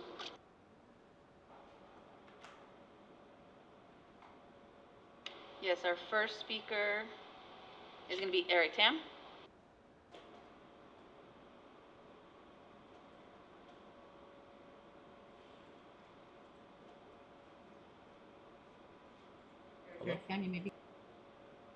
Hello? Can you hear me? Yes. Hi, I'm going to start. Good evening, board, Dr. Triplett and staff. Tonight, I want to start off with some thank yous. Dr. Triplett and NUSD, thank you for committing to a COVID dashboard by the end of next week. I know many NUSD parents are anxiously waiting to understand the risk their children are facing. Second, thank you to the board last session in voicing reason against spending additional landscaping money for a school that is already closed. So I wanted to follow up on my comment about HVAC from last time. Member Hill asked from the last meeting if the HVAC project was over budget and or delayed, and it was not clear from Mr. Caputo's answer if we were already over budget. Mr. Caputo listed several factors that led to the time impacts, like DAS exceptions and new cost impacts like adding rust protection. However, if I look at the differences in units between August 5th and June 3rd, Phase 1A elementary schools, now we have 99 versus 104 units, difference of 5 less units. Phase 1B, junior high and high school, 177 versus 214 respectively, a difference of 37 units less. So there's a total of 42 units less. So 42 of 318 is roughly 13%. So my question for Mr. Caputo and the board is, are those still end of life and need to be replaced, or we do not need to replace them anymore? If we don't need to replace them, do we get an additional 13% savings back? And if we still need to, does that mean we are over budget? Board, 13% of a $10 million project is roughly $1.3 million. That is not a trivial amount. Board, I hope you will dig in and request for a full phase 1 project plan, cost and schedule. Third, board, in your strategic plan and goals for the superintendent this last year, Focus Area 2 states, develop an interactive website to engage and inform the parents. Specifically, implement a customer management system, Let's Talk. The website was launched last week. However, I was unable to find a forum or CMS ticket system as part of the final delivery to submit a ticket. In the May 20th Superintendent Report, Dr. Triplett presented and gave a July 21st target delivery date to move out the post-delivery phase. The website came online last week. Board, would you be able to share about your performance review criteria that you warranted a $4,400 bonus? From my personal experience, bonuses are given for employees demonstrating above and beyond performance and results. So based on last week's delivery, a key goal set by the board was late and missed acceptance criteria. As an outsider, the vote really confuses me. So why do I care about $4,400? Board, did you hear about the Schilling Parent Association posted on Nextdoor app for families to donate money for picnic tables? Board and Dr. Triplett, I hope you can see from the shoes of community members, it's really confusing why our district is asking for donations, yet you can give out bonuses. Board, just as you voiced concern about landscaping costs at Snow and voted to change the proposal, I hope you can apply the same critical nature to small amounts and or share more of your thoughts on the justification of your thoughts. Thank you. Thank you. Thank you. The next speaker is Cindy Parks.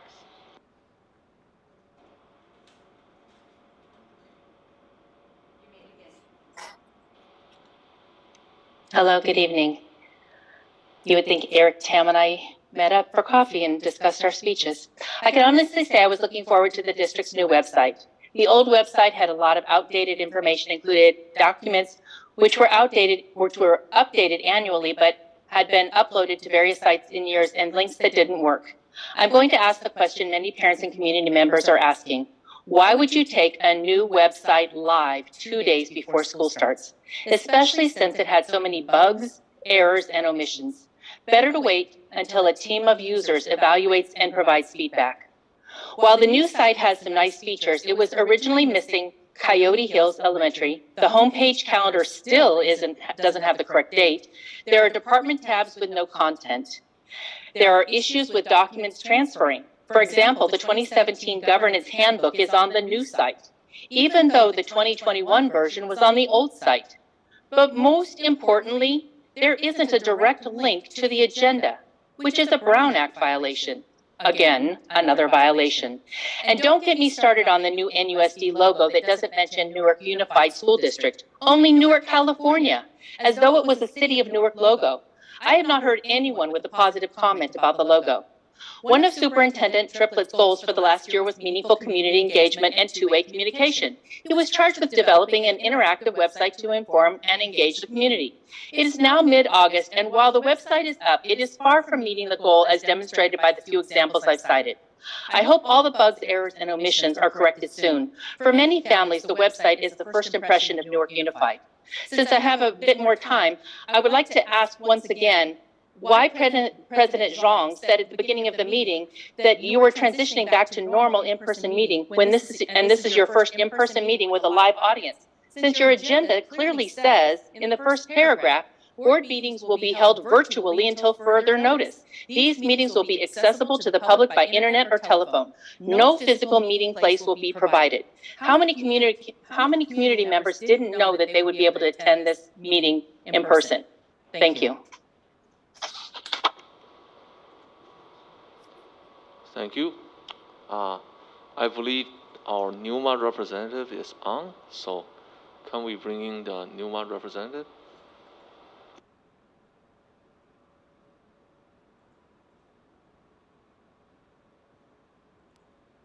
Ms. Ditto, you may begin.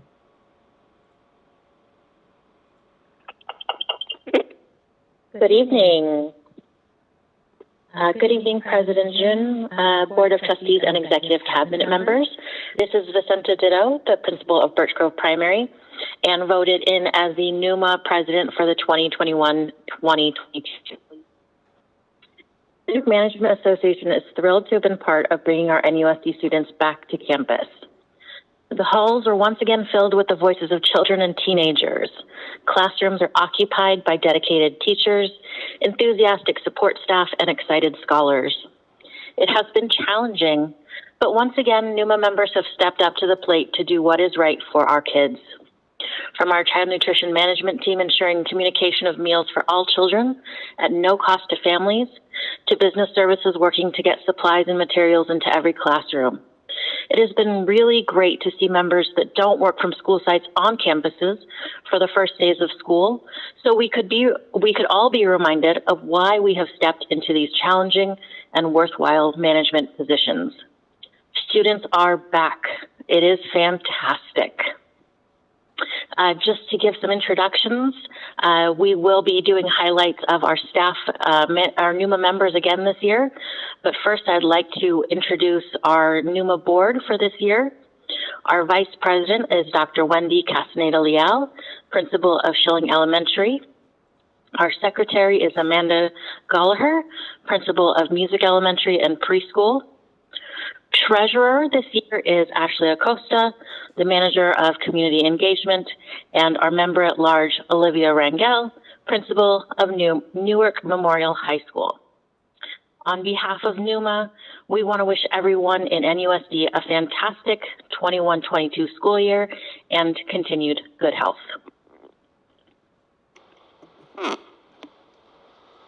Thank you.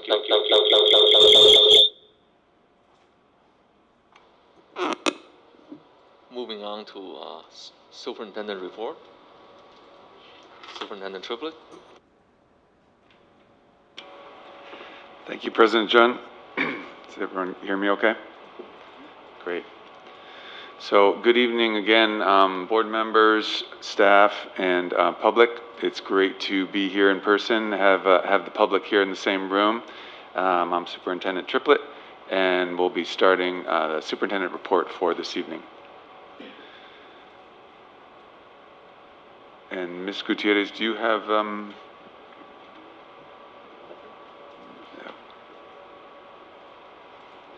there it is. Thank you. Okay, so I wanted to share a couple things that have been transpiring in the last week to 2 weeks. So first of all, we had our professional development on August 9th for all teachers and NTA members. It was a really fantastic day. We had a keynote speaker, Lasana Hotep, who spoke in the morning, and then we had a session for both secondary and elementary schools with Character Strong. As you recall, the board approved Character Strong as a SEL curriculum for all of the district, and so we've been supporting professional development and training for teachers, and that will be ongoing to implement that curriculum. And then we had workshops in the following areas. We have a number of different engaging online platforms, iReady, RazKids, Nearpod, Illuminate, that some of which we were already using before the pandemic, some of which we began using during the pandemic. And we want to make sure that we're not just throwing some of these out that have been really useful and helpful. And so we're continuing to support teachers to utilize these resources and also be thinking about how to integrate them into in-person learning, not just the online learning. And then we also had some fantastic sessions that what we call Teachers Teaching Teachers, or the TTT model. And that's our very own teachers teaching each other around different effective strategies, including English language learner strategies, special education, and in particular Imagine Learning, the math language routines, and also relationship-centered approaches. So these were all different sessions. Some of these were whole group, and then some of them teachers had the option to select which one was most relevant to them. Just want to dive in a little bit about the first days of school. So really excited. Everyone has been really excited to be back in person. Students, teachers, parents. We've gotten so much enthusiasm from everyone, and of course, we greatly appreciate everyone's patience because we are, as we go back to I'm having trouble here. There we go. As we go back to in-person, of course, there's plenty of kinks that we're working out, and even on the first day, we had things that we needed to retool as we moved forward, and so we've been doing that, but it's been very, very positive. So just to recap, we're instruction 5 days a week. We have regular in-person learning, full day bell schedules in all our grades. We're doing our standard inclusion of lunch and recess with outdoor equipment, and we do have after-school and extracurricular activities available with updated safety guidelines, of course. And just wanted to show some of the photos from the first day, just so you can see the level of engagement. Students were already jumping right in and just so delighted to be there.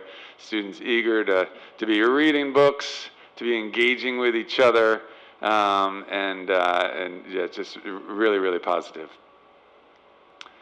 Wanted to just give an update on enrollment. So this is a moving target, of course, because for these first really month of school, enrollment's going to fluctuate. But as of yesterday, so we had in person, our enrollment was 5,156 students, and we have 124 students that have enrolled in the virtual learning program, independent study. So that's approximately 2% of our population that has opted for the virtual option.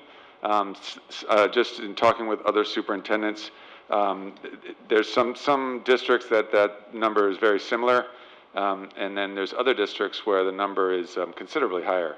So it really just depends.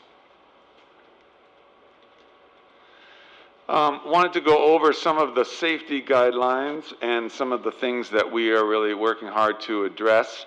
So three in particular, and then I'll go over some of the other guidelines that we have been implementing from the very first day.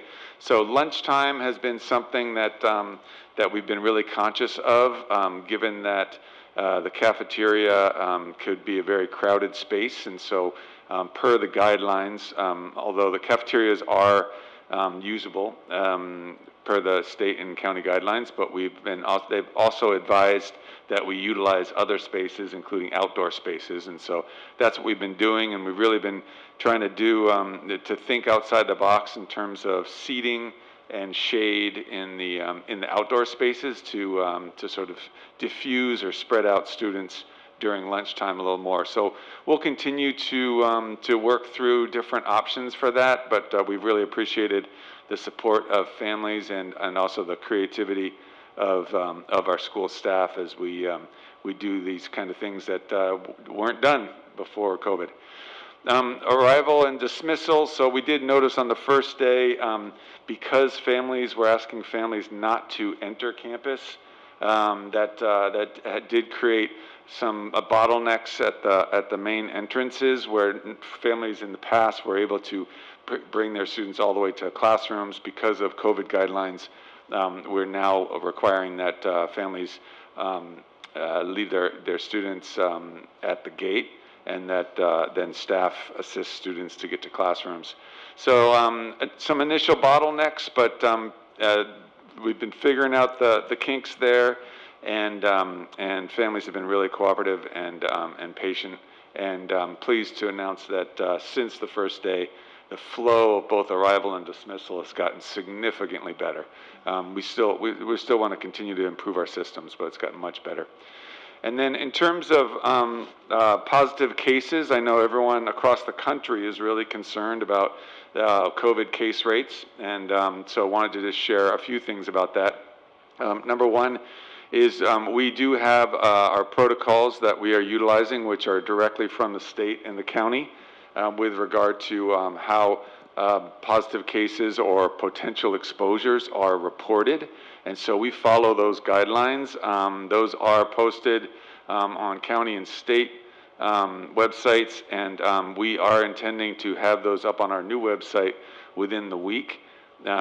We did have the protocols on our former site from prior year, and so we're planning on having those back up within the week.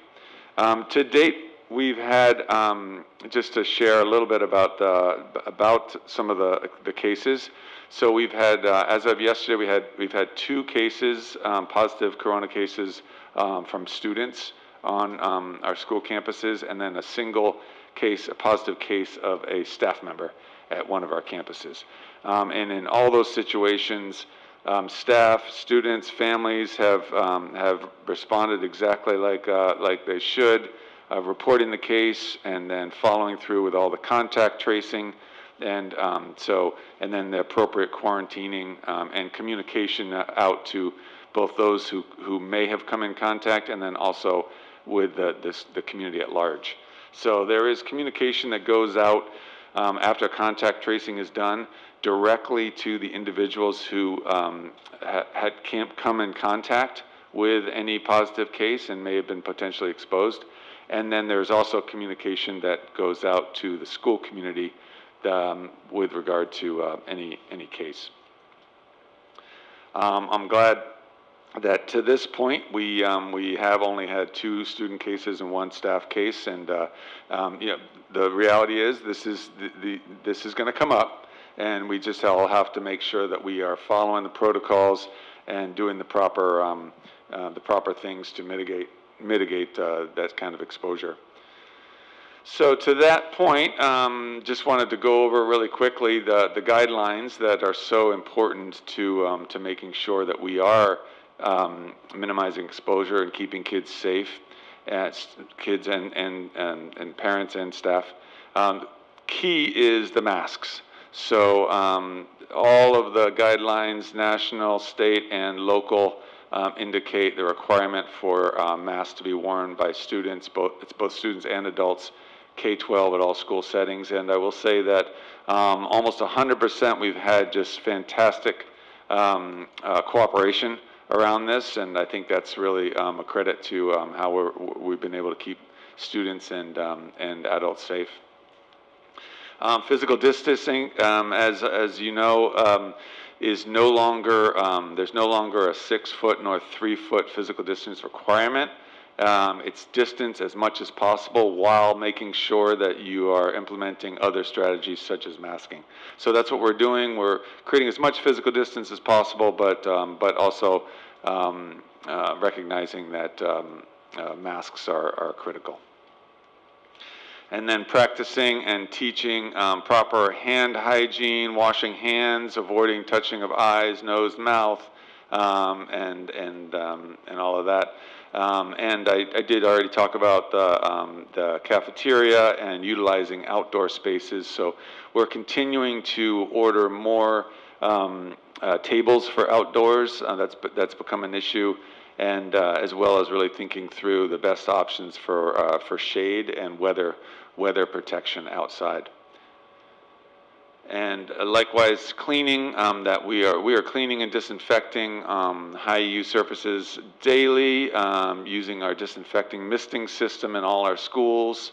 And then we, as you know, we have installed air purifiers with HEPA filters in all our classrooms and offices, and we're having frequent changes of HVAC filters, and have conducted air balancing that we are hoping to be concluding in the next week or so. All of the air balancing and mitigation.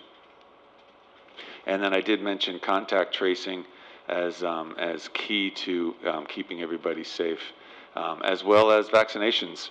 So I will say that while the rate of vaccinations in Newark is the most recent data I've seen is that individuals ages 12 and above, that Newark has approximately 74% of the population vaccinated with full doses. However, our young people ages 12 to 17, our rate is actually pretty low. It's 42%, 42.6, I believe, that have had 2 doses. And so just want to continue to really encourage all of us to encourage our young people that are within the proper age requirement to be vaccinated. We have lots of vaccination opportunities both on campuses. We'll be providing some this fall, but also in the county making an appointment for a vaccination is extremely easy, and there's opportunities throughout our area. So so it's a little bit of a call to action for all of us to continue to really encourage our families to get their children vaccinated.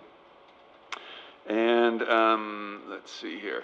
So did want to just touch upon the Crossroads Independent Study Program as well. So that is up and running. It is, we have had a lot of challenges, as have other districts across the state, given the late timeline with which the state let us, informed us of the requirements, and then the need to engage with our labor partners and make sure that we had come to agreement with them before proceeding. But we are excited that we do have the program up. The folks over at Crossroads are doing an amazing job. The office staff, principal, the teachers, and we are continuing to support that program district-wide to make sure that we provide the very best option for our students who are opting for virtual. And you all have seen these, but these are just the requirements in the virtual setting. Grades, actually TK6 is required daily synchronous instruction for all students. Grades 7 and 8, daily live virtual interaction and at least weekly synchronous instruction for all students. And then grades 9, 12, at least weekly synchronous instruction for all students throughout the school year. And I believe, I'm going to, just in the interest of time, those are the different programs, and that concludes the report for this evening.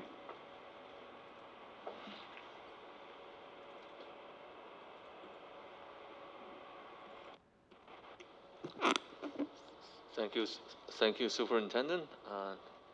Any clarifying questions from the board? Is Member Hill on there? Okay. Yes, no questions. Thank Seeing you. none. Oh yeah.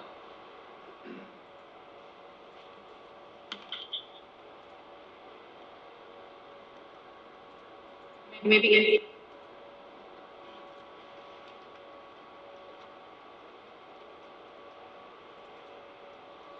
Member Hill, do you have any questions? No, thank you.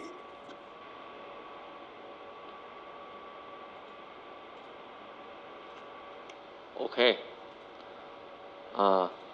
Moving on to the public hearing on interfund borrowing. So the purpose for this interfund borrowing is item 10.1 is the 2020-2021 state enacted budget, including an increase in the interfund borrowing limits from 75% to 85% for the 2020 to 2021 and 2021 to 2022 fiscal years. This increase allows school districts to borrow more in the face of uncertain financial exposure and funding challenges as a result of the COVID-19 pandemic, including cash deferral from the state. So with that, I will open up the public hearing. Any public comments on this? No, none. Okay, with that, I will close the public hearing.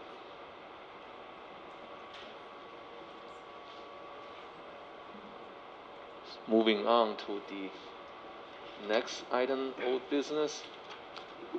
Determination to fill board vacancy and timeline. So the purpose of this item, we actually briefly discussed this in our last meeting, but today, as the agenda for us is to form the board subcommittee, and then the whole board will be discussing the process and what's the expectation from the subcommittee regarding the appointment process. And I did review some of the board bylaw policies. I think the bylaw policies stated that the president can appoint the subcommittee, but with the board consent. So that doesn't need to be a formal vote, but obviously the whole board will agree with the formation and the member on the subcommittee. And with that, I remember that in the previous 2 rounds of appointment that I personally went through, one of the subcommittee members always going to be the board president, and yes, if you remember correctly, 2 weeks ago we were discussing members of subcommittee. I think Member Hill and I know Member Grindal and Member Wen both raised their hands, even though Member Wen was a little bit quicker. So given that she did have experience going through one round of appointment process, so I guess Member Grindal, that would you be okay with Member Wen, who went through this once before, who had experience to be on this subcommittee? The answer is yes. That's fine with me, although I do want to discuss the role of the subcommittee when you get. Yes, well, this is the agenda. Once we form a subcommittee, the entire board will give direction to the subcommittee. Member Hill, any objections? No, but echoing Member Grindal, I just want to clarify what the subcommittee is going to do, but no objections. Yeah, that's what we're going to discuss. What will be the expectation for the subcommittee? So the subcommittee will be Member Win and myself, and so then we'll open up for the entire board to discuss what this process will look like, and we have September 23rd as the deadline to fill these 4 vacancies, and we determine we're going to use the appointment process. Obviously, that will be some application process, some filtering, checking eligibility, and obviously every board member will need to submit their questions on there will be 2 sets of questions. One obviously is the question on the application itself. Number 2 is, more importantly, will be the question that will be asked during the interview process. So I think we can overlap discussion for what the rest of the board want us in this process. Member Grindal. Yes, I'm not entirely, I understand the bylaws require the subcommittee. I'm not entirely comfortable with it, but if it's required, it is. I really believe that this decision needs to be made very transparently. So I'd like to see as much of the decisions that are made occur in, as a whole board in public, and I'd like to see the subcommittee's role to be fairly limited. I want to, I'd like to know that the discussion isn't going to be hampered in any way. That any question that we want to ask is we're going to have the opportunity to ask it, and that all the candidates who apply aren't going to be weeded out or by the subcommittee. So that's really my concern. The subcommittee gives me some pause just in terms of the perception of transparency. However, I do understand it's required. So as long as it's a fairly limited, I'm okay with it. Yeah, to respond to the question. So I believe in the previous 3 appointment process, the subcommittee have never filtered out any candidates, any eligible candidates, and this subcommittee will not do that. Anybody who submitted an application on time, who is eligible to apply for this board, meaning registered voter, 18 years old, living in New York, and no financial conflict of interest, will be interviewed. And I guess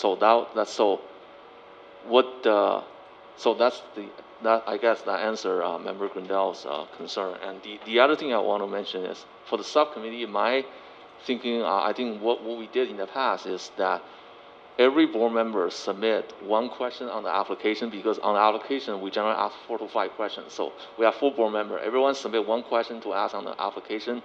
In addition, obviously, to that obvious question, why do you want to be on the board? And then we put that onto the application, and every other board member will also need to submit 4 to 5 questions that you want to be asked in the interview, and the subcommittee in certain way just merge or combine questions together. And one of the role in the subcommittee when it comes to reading the application is obviously making sure this is an eligible candidate, and on the application there's no derogatory comments, no revelation of secret or closed session confidential information. That's the pure sanity check on the subcommittee. We're not there to rank candidate ourselves. They will need to go through the public interview process. Okay. Member Hill. Thank you, President Chung. So yes, just echoing Member Grindal, I think we really want to focus on how we can make this as transparent as possible. And kind of, I believe what you're saying, and my understanding and how things have been conducted in the past, is that really the role of the subcommittee is pretty limited. And that really all they're doing, as you're describing, is pretty much just confirming that the basic criteria are there, meaning that you have to be a citizen in order to be appointed to the board, and you also have to be a resident of Newark. And just confirming those, and then as you say, make sure that there aren't any derogatory remarks or something like that. But other than that, there's not really any, additional filtering. And then, so that was my understanding, and it wasn't my recollection that in the past, the subcommittee was involved in also putting the questions together. I thought that the subcommittee's role was really just limited to the screening, the very basic screening of the candidates. But I just want to confirm that. Yeah,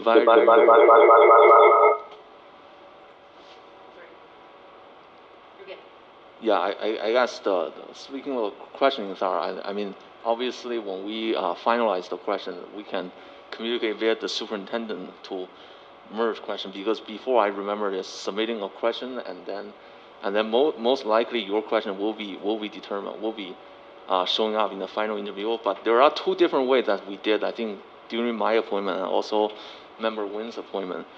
The difference is when I was appointed, the questions were actually not revealed to the public, to the candidate beforehand. So there will be just you don't know any question coming in, and then there are 5 questions, I believe 5 or 6 questions being asked during the interview. And I believe when Member Wynn was appointed, so then I guess, is there any occasion where we reveal 20 questions and so the public know the 20 questions, we pick 5 of them during the, okay.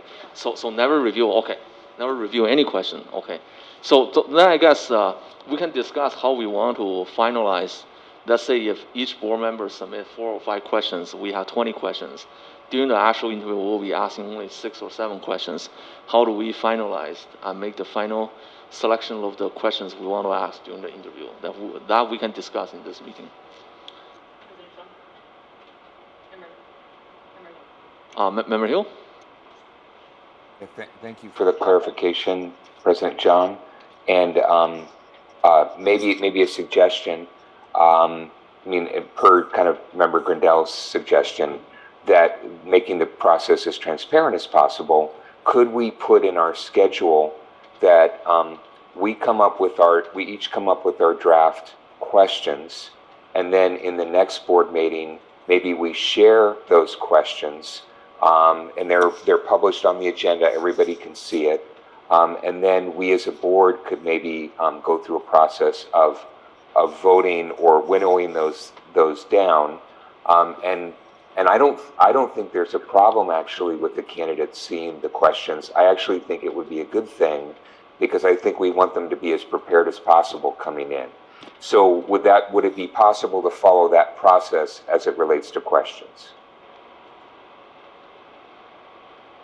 Well, for me, I think my thinking is, given that my appointment process and also Member Wynn's appointment process, generally that I don't think the questions are known beforehand. So in that case, that sort of limited our ability to really talk about that in public. Just a question though, and this is something that I've been trying to find, but do we have this process documented anywhere? This appointment process?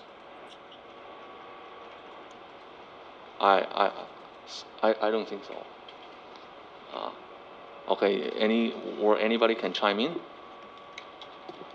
President Zhang, if you'd like me to just provide some feedback in regards to previous years. Yeah. So in previous years, what the subcommittee and the board have done is that it's an interview process. What the board has should recommend is the number of candidates that would be interviewed. In this case, you guys are saying you're going to interview everybody that applies. The other option is how the interview will take place, which means the individual, the candidates would be interviewed on their own, or they would all be interviewed in the same room. Previously, what was done is that the candidates were interviewed on their own, while everybody else was in a back silent room. And then at that point, there was a selection made based on a point or selection, which the board may discuss right now. In regards to the application process and what that looks like, it's, the bare minimum would be a name, location, address, birth date. However, the board has the discretion to say how many questions you guys want to include in that application. What I would recommend in this situation is set the limit, 5, 6, 10, whatever your limit of question is. Again, this is a discretion of the board, but everybody could submit 3 questions as suggestions for the subcommittee. However, if there's a particular question that the board members want, they could say, this is my one question that I want in the application for sure. However, there's, depending on the number of questions you guys select for the application, you can make suggestions. That's for the application process in itself. Moving on to the interview, the board would have to make the decision as to how many questions would be asked. Typically in previous interviews, the same, all the candidates had the same questions. And again, the board would decide how many questions are going to be asked, and then you have the discretion to submit questions, or this is where the board will make the decision. Submit suggested questions. Again, that may be 2, 3, 5, etc. Or you can say, I'm going to submit 1 question each, and all those are going to be in there. So this is the discussion that you guys may have, and some of the guidelines that you would be providing to the board and to the subcommittee. I hope that clarifies some of that. Yeah, I guess still the key point is that how do we finalize the question on the application and during the interview? If we don't want the candidate to know beforehand, then I guess the board obviously cannot go to a closed room with 4 of us there and discuss, right? Because that will be the violation of Brown Act. So in the past, the suggestions were, question suggestions were provided to the subcommittee, and the subcommittee did select. Right, there's excuse me, President. There's a couple alternatives. One would be that each member simply asks a question, and as long as that question is asked identically of all the candidates, it doesn't have to be disclosed ahead of time. Each member gets to ask a question or 2 that they desire. The only challenge with that is the potential duplication of questions, but I think we're bright enough to think on our feet in regards to that. The other alternative would be to, as Member Hill suggested, maybe it's not that critical that these questions be unknown to the candidates. That in fact it might make the interviews a little faster if people had a chance to be aware of the question. So I'm not sure that history, the tradition of keeping it secret, is necessarily so essential. But those are 2 ways around it. I have to say, actually thinking about this, I actually don't mind if the question is really known beforehand, just like you said. I mean, but in the actual interview process, I still hope that we, just like what we've been through before, like I did. Yeah, go ahead.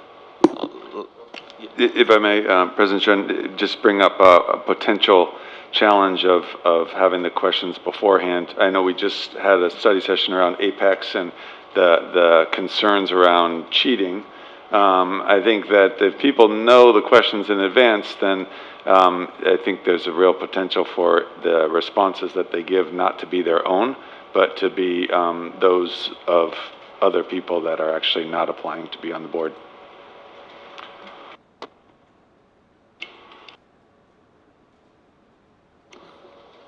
Yeah, Member Nguyen.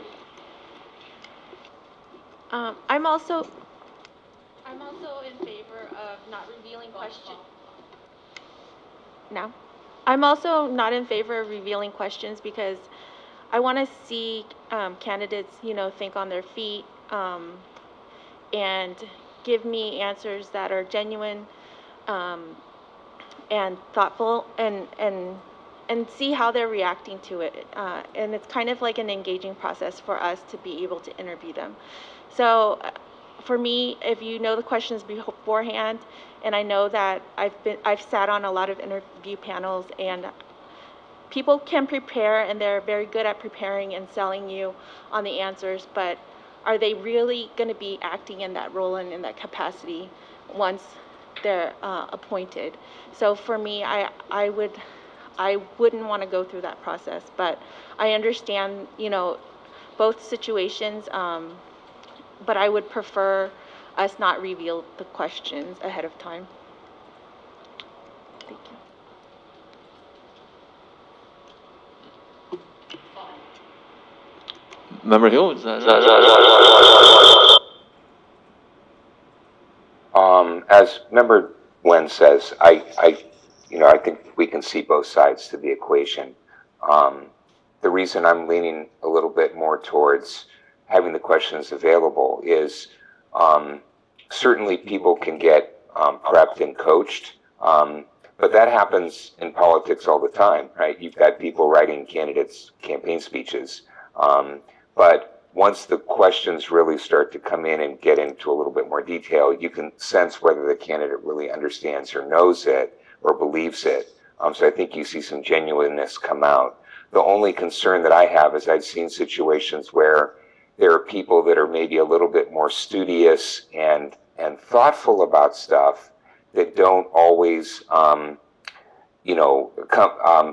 able to just quickly come up with something in response, but in reality, when they truly are operating in the role, they actually do a very good job and they're very thoughtful. So I don't want to penalize those people, over people that maybe are a little bit more glib or a little bit more articulate, but maybe not as thoughtful. So that's kind of my viewpoint. But again, I think we just figure out what we want to do. Obviously, a data point is, Member Nguyen and myself, when we went into the interview, we didn't really know the question beforehand. And I think it turned out both of our pretty solid picks for the board. And if you do say so yourself. President Shang, I can go either way. I see both sides of the equation. What I don't want is for the questions that I want to ask have to go through a filter of the subcommittee, and then the subcommittee can decide not to ask my question. So I want a method, and it should be done. I want a method to, and I think all the members should be able to ask whatever questions they think are most relevant. Again, the challenge with that is the potential duplicated questions. But it seems to me maybe the subcommittee could filter that. Maybe we submit our questions in advance that we want to ask, and the subcommittee can say, well, Member Hill and Member Grandal asked exactly the same question, communicate back to us, and we could do that. So I'm sorry to get into the weeds, but that's what I was thinking maybe. Yeah. So giving you my experience when we had a vacancy and before we appoint Member Nguyen, so I submitted my question to the subcommittee. My question was accepted in the final round of interview.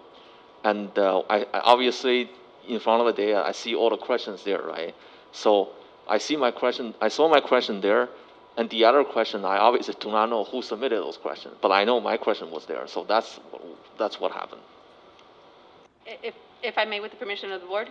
Go ahead. Just a little bit on the administrative and back end of what happens during that interview process, is that I print out sheets for you guys to write on and grade the questions.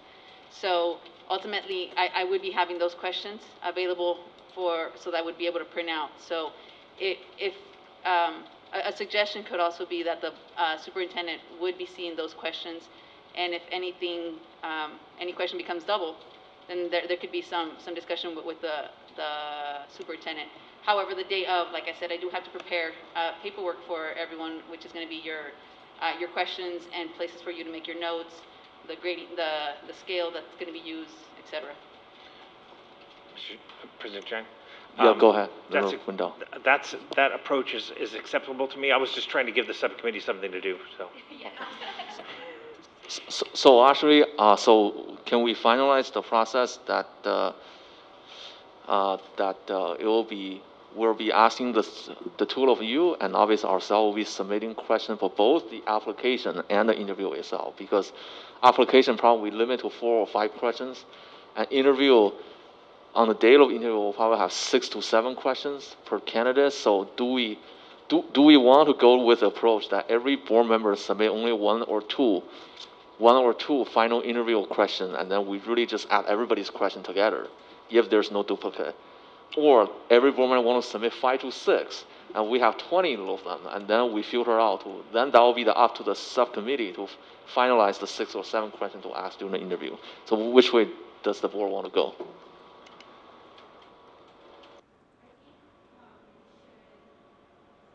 I think we should each submit 2 questions to the subcommittee for to use.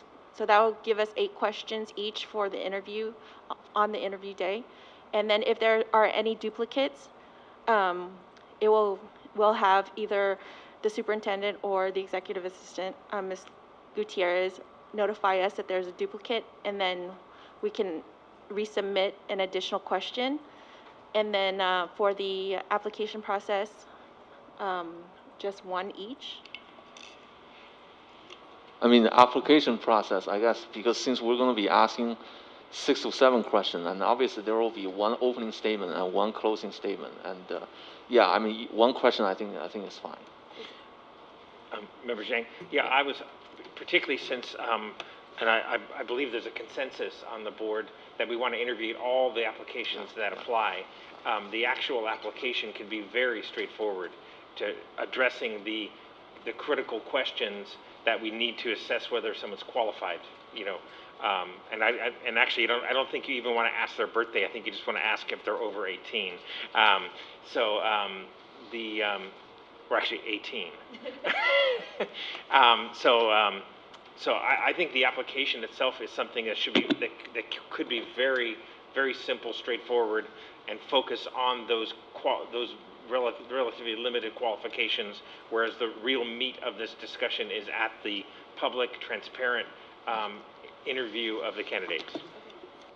Yeah, and then we can move on to the second part, which is actual interviewing and the ranking system, how we select. So, historically at our district, what happened is we had on the day of the interview, we have a lottery for all the people. Then they have a number. So whoever go first, the rest of them will be sitting in our board training room. Obviously, because right now we have live streaming, so we'll have people to look on whether anybody is watching the live stream in the training room. And once we complete the interview for 1 candidate, and then that candidate can be resting in the audience, and we'll bring in, based on the number that's been drawn, we'll be asking the second and all the way to the last one. Unlike some of the other interview process, like I recently saw on the Ohlone College, where everybody was sitting there, but whoever went first for a particular question will be pretty random. So 1 candidate doesn't always go first for a question. And after that, speaking of the ranking system, let's say if we have more than 3 candidates applying, what happened before is that each board member will first select top 3 without ranking, just your top 3. And we look at the top 3, and then the people that got the 3 people that got the highest top 3 choice will advance into the second round. But no more questioning done. We advance into the second round, and we have 3 finalists. And then after that, the board will rank each candidate 1, 2, 3. And in our case, having a 3 is actually the highest rank, instead of having 1 being the highest rank, which is a bit different than the Ohlone College board process. So obviously 3 is the highest and 1 is the lowest. Whoever accumulated against the highest point will be the one that we make a motion to appoint as our newest board trustee. So is everybody comfortable with this process? Member Zhang, the first part of your discussion, I agree, where I think the candidates can be in the closed session room or the training room and be brought in for their time period. I have some unease about setting up a structure where you're creating a top rank. When you're creating a ranking, the number 1 candidate, the ultimate candidate who reaches consensus of the board may not make it in that first cut. They might end up being removed. There are scenarios where that can happen. So I'm a little concerned about anything that limits our ability to simply reach a consensus on a candidate. Well, I think the first round of cutting, that if you look at that mathematically, I think nobody can actually make it into the second round if you don't have more than one board member selecting you in the final round. So if you have less than two, only one board member thinks you're the best one in the top three, you probably wouldn't be the consensus candidate at the end. So I think historically that the first round selecting top three and see whoever are the three people that got the most thumbs up from the four board member and then advance into the second round, I don't see that as having excluding a consensus candidate from that first round. Right? Because is it possible that you have two or three? Because remember, you need 3 votes for anybody.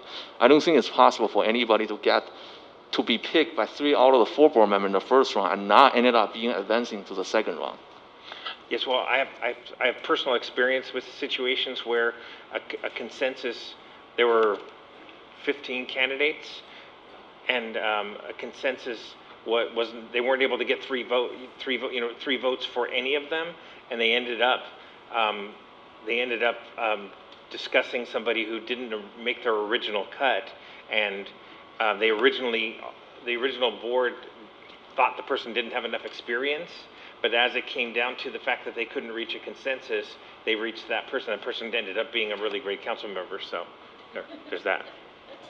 So I do want to add one thing, because we're using the 1, 2, 3 ranking, right? So in the very small possibility in the last round, final round of ranking, you're gonna have 2 people tied with Tom, because that didn't happen with former member, I guess, when member Gutierrez was first appointed. It didn't happen with me and didn't happen with member Wynn. So that likelihood that we have a stalemate. And I think once we have a stalemate, the board can continue to elaborate and deliver it during the open session. But I still think anybody that didn't really make to the first round, to not being picked by 2 or 3 board member is unlikely to be the consensus candidate if we have a stalemate at the end. Member Zhang, if you don't mind, sorry to monopolize the time. You could actually have the same effect happen with each member simply suggesting their top candidate, and then if there's at least 2 that have chosen that top candidate, you put it to a vote of the board. You may not have to go down the list if each member simply puts up their top candidate. Member Hill? Yeah, so just to clarify, I'm not sure I understand, but so Member Grindell, are you saying that basically we would just have 1 round? We wouldn't have like a first cut and a second cut? Is that what you're proposing?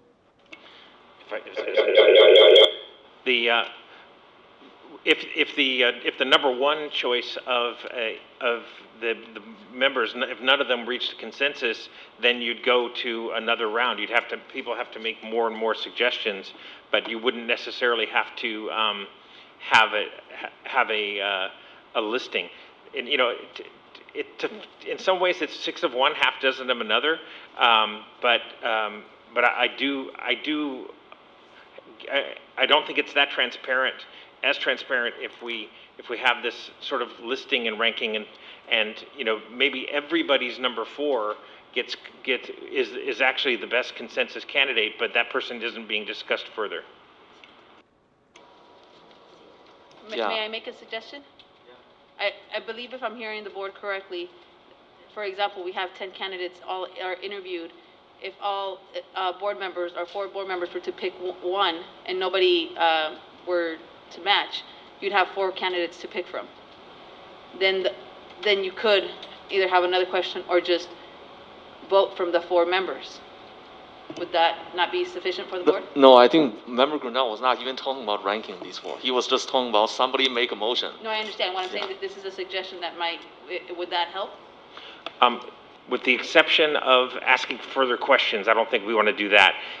But yes, that would be perfectly fine. Is if we simply just said the person, this can be a public discussion. The person that I think should be appointed is X, and Member Nguyen says Y, and maybe there's 4 different letters. Then we got to then somebody makes a motion for one person and see if they can get 3 votes. If not, we have to go down the list. But it's very So open. if 4 candidates are selected, at that point, you don't want to provide any additional ranking, you want to have a discussion amongst the board? Yes. I mean, so I think the process before where you actually rank the candidate, I think that's turned out to work out well, because oftentimes it gives the candidate that receive a 2 rather than 3 a chance to succeed. That means you ended up having people who are not the first choice of some other board member, but it's also acceptable to them. In that case, about using motion, the person can vote no just because that person is not his top choice. But oftentimes what we ended up is we did end up with a board member who 2 of the board members think is the best. The other 2 things not the best but acceptable. And I mean, giving in my appointment, 2 out of the 4 board members gave me the highest score. So for them, 2 of them think that I was the best choice. But there are 2 other members that think I was acceptable. But even though not great, but acceptable. Well, in that case, I think Member Nguyen was sort of the only person that got 3 from every single board member, and that doesn't happen very often. So, If President, the board, if I may, also just a word of caution, is when you are going to be discussing every candidate. Again, just we limit ourselves to personnel matters, so that discussion would also have to be limited to procedure and maybe you'd have to be careful. yeah, So I think that, I'm not really a big fan about openly discussing each candidate's strengths or weakness in a public meeting. I think the ranking system should work out that because I think the interview process before and first class 3 member and ranking of top 3, no drama, no comment, no discussion on certain candidate. We thank all of them for participating and we pick the highest ranked one. Like oftentimes will be somebody that's picked as top candidate by some board member and being picked as second choice, accepted by other board members. So, Member Zhang, it's not a battle I'm gonna die on, but it's even less drama if it's a single, if each member suggests a single person rather than ranking more. There's less drama. It's the member has reviewed all the applicants and the member thinks that person is the best. There's even less drama. what happens if 4 of us ended up having 3 candidates? One got 2 votes, the other one only got 1 vote. What will happen next? I mean, it's easier if 3 out of the 4 have the same top candidate. Then it's easy motion, just motion of one. What if 2 of the 4 have the same candidate, and the other 2 have different candidates? So we end up have 3 finalists, but 1 get extra vote. What will happen next? If you make a motion, that's only 2 votes. That's not passing. if I may So also, that means that person, even though got the highest ranking, but doesn't get a chance to get appointed. if I may also, the candidate has to be selected by the majority of the board. Sure. So that at that point, they have to have a minimum of 3 board members have to select the same candidate. Yeah, but like I said, the ranking system, let's say the ranking system gives somebody who is the second choice of other board member a chance to prevail, which oftentimes ended up being a consensus candidate that's accepted by every board member. That motion like that, because you need 3 votes, and everybody's pick only 1 candidate instead of ranking them, you may end up really having the scenario where all the finalists are being passed on. Every motion fails. Well, like I said, in some ways it doesn't matter 6 of one, half of another. But one exception I'm going to make to what you just stated is ultimately you need 3 votes. No system or ranking is going to dictate which member is selected. Ultimately, you need 3 votes for any candidate. Hopefully 4. So I'm okay with your approach, but I just want to be clear that that ultimately it comes down to each member needs to exercise their judgment, and if there isn't 3 to support a particular person openly, transparently, then we keep going down the road. Like I said, I think the good thing about ranking system, you end up having 1 person having the highest rank. Like I said, top choice by some board member, second choice by other board member. What happened? Mr. Aiden has. Okay. Member Hill? Yeah, so just to clarify, is what, Member Gradell, is what you're saying that if we were to go with President Zhang's ranking approach, that in the end, we could have a candidate that maybe is achieving an overall higher ranking, but at the same time, the board individually has to approve, each member has to approve that. And if we can't achieve a consensus, we got to go back and take a second look. Is that what you're saying? Yes. Okay, thank you. So what happened during the past appointment, like my appointment, just like I said, I got the highest ranking, but 2 board members didn't give me the 3. But because they see the overall ranking and they rank me, when they rank me as acceptable. So when they made the motion to appoint me to the board, all of the 4 board members voted yes because they saw the ranking. So yeah, you're right, you need 3 votes, but in the ranking system like that, you give the person who didn't get highest vote for every board member who is being ranked as second choice by other board member a chance to prevail because he emerged as the consensus candidate.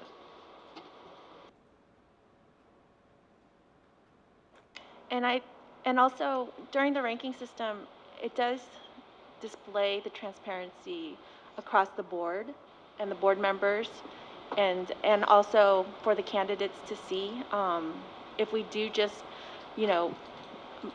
pick our top vote, I don't think that the other candidates would know, where they stood in terms of how well they did on the interview. So I think that gives a good gauge, and also it shows the public, the community that, obviously when we're up here ranking, we wouldn't try and tank someone or anything like that, and I hope that all of us have integrity enough to follow the process in a fair way and not do that. And it does, it gives us, transparency, and like President Zhang said, it does allow us to, when we see the ranking, allows us to, hey, yeah, that candidate did make a point, a statement that I do kind of like, and I could possibly, work with that person. It gives you kind of an insight to what your other board members are thinking. So for me, that would actually work for me, and it does show transparency, I think, for sure. Yeah, Could I make a suggestion? Yeah, Member Hill. Since we do have some time, right? We don't have a lot of time. And there's some things I think we have to decide in this meeting, but there's some things where we maybe have a chance to decide a little bit later. Could we maybe have, you, President Zhang, draft up, an approach that you think would be good, and have Member Grindell draft up an approach, and then we could look at both of those in the next meeting, and we could vote on as a board which one we want to take, we want to adopt. And even if we need to have a special meeting, I'm okay with attending a special meeting. But I think it would be good just to be able to actually see it written down and visualized, and then make sure that we really feel comfortable and make an informed decision on which one. Because I don't think we need to make this decision yet. We need to make it before we do the interviews, but we don't need to make it right now. Would it be okay for us to have each of you draft up the approach, and then we can vote on it So I guess we do have an application deadline, I believe. If I may, President Zhang? Yeah?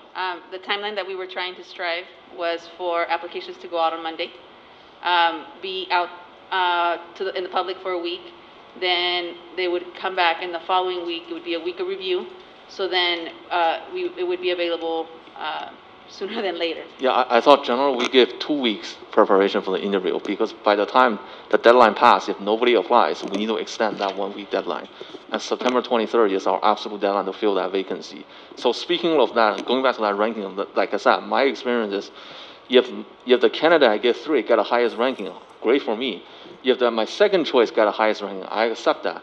If it happens to be the candidate that received 1 from me, the lowest ranking, get the highest ranking, I will go with the board. So as a result, that I go with the consensus candidate.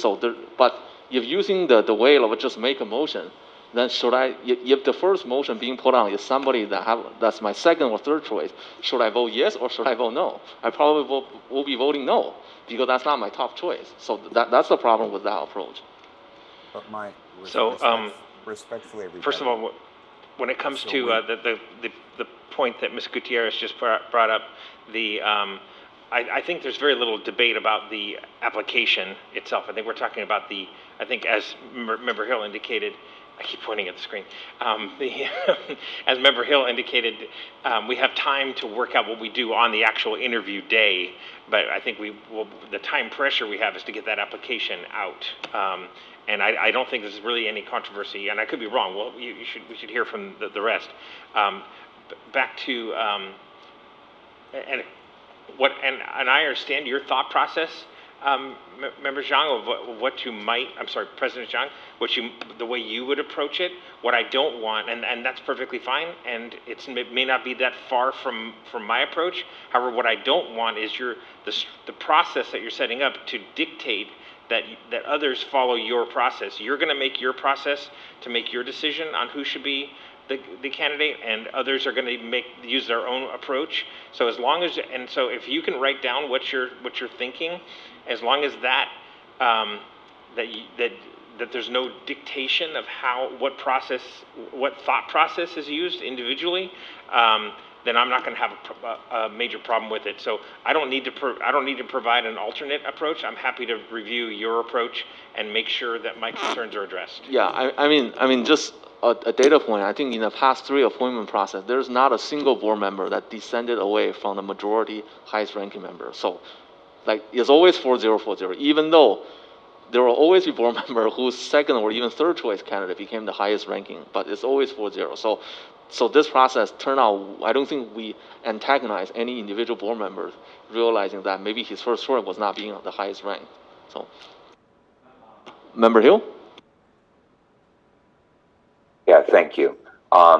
And yeah, I mean, I think that just the issue, and maybe you feel more comfortable with it, President Zhang, because you've been through the process, and maybe Member Grindell and I just feel a little bit less comfortable because we haven't, and so we're having a problem visualizing. And since there isn't, a process prior that was written down that we could go read through, I think it creates a little bit of apprehension. And so, if there's a way that we could at least have you write down and articulate so we could clearly see how it works, and then if everything looks good, I mean, we could vote for it in the next meeting. But in the meantime, I think making the key decisions that we need to make today, because from what I understand, so Member Martinez resigned effective July 28th. We have 60 days from that date. When I went out and looked at the calendar and identified what would be the absolute drop dead date, I believe it's the 29th of September. That would be the drop dead date. But it sounds. I think she resigned the 26th, not the 28th. 28th, and then what will be the 60 days? I'm sorry, the 26th. I think, I think given July and August have 31 days, so that will be. Hold on a second. July 28th, yeah. Yeah, she resigned July 28th. That will be September 29th.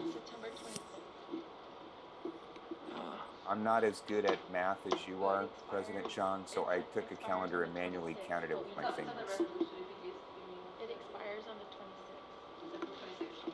Yeah, September 26th will be the absolute drop deadline. Okay. Yeah. Okay.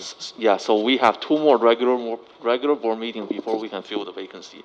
Obviously, that interview will have to be a special board meeting, but yeah, we don't really have that much time to deliberate about it. But I can concur with Member Grindell. I'll write down my thought process, which is the same process that used to appoint me and Member Nguyen, and then make it very clear.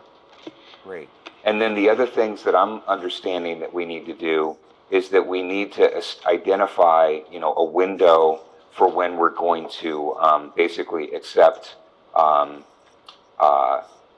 applications. And obviously, if we're going to have a simple application, or if we're going to have anything other than a very simple application, there will be some prep time into the application. And so I think if we could just set some dates here, some milestones to say, okay, application needs to be finalized by X date. We're going to open the window by Y date. The window, my understanding is it's a minimum of 10 days, but it could be longer. We can decide what that is. We can say when the window is going to close. when subcommittee is going to evaluate, have their things, have the filtering based on those very basic things. The dates for when we need to submit questions in. If we could just put a calendar together quickly, or if we want to, identify the milestones and then come back the next meeting. But I think we kind of have to decide the milestones now. So that's my suggestion is let's start with the things we got to do now and then go forward and figure out step by step what we need to do. Yes. So I guess the goal is next Monday the application is open. Is that right? That was the expected timeline for applications to be released Monday. That's the 23rd, right? Is that the 23rd? Yes. That's the 23rd. So if the application is going to be open by the 23rd, then the application question will need to be finalized before that, right? It is at the board discretion, but the idea was that today the board would decide what the application would look like, and whether it be questions, no questions, if so, how many questions, so that it allows me time tomorrow, over the weekend, get everything ready by the Monday. So do we need to determine the questions on the application today? Right now, I would appreciate if you guys give me the number of questions that would be on the application, and then just let me know how are you going to make your suggestion, whether it's making suggestions to the subcommittee, whether it's submitting one question each, 2 questions each. That's what I would need. Right. Just so we're talking apples and apples. We're talking apples and apples. The questions for the application, which in my mind are uncontroversial, versus the questions that are going to be asked at the meeting. We have time to develop the questions that are going to be asked at the meeting. We don't need to know that now, but to have the application, or the subcommittee could work tomorrow with you to develop that application.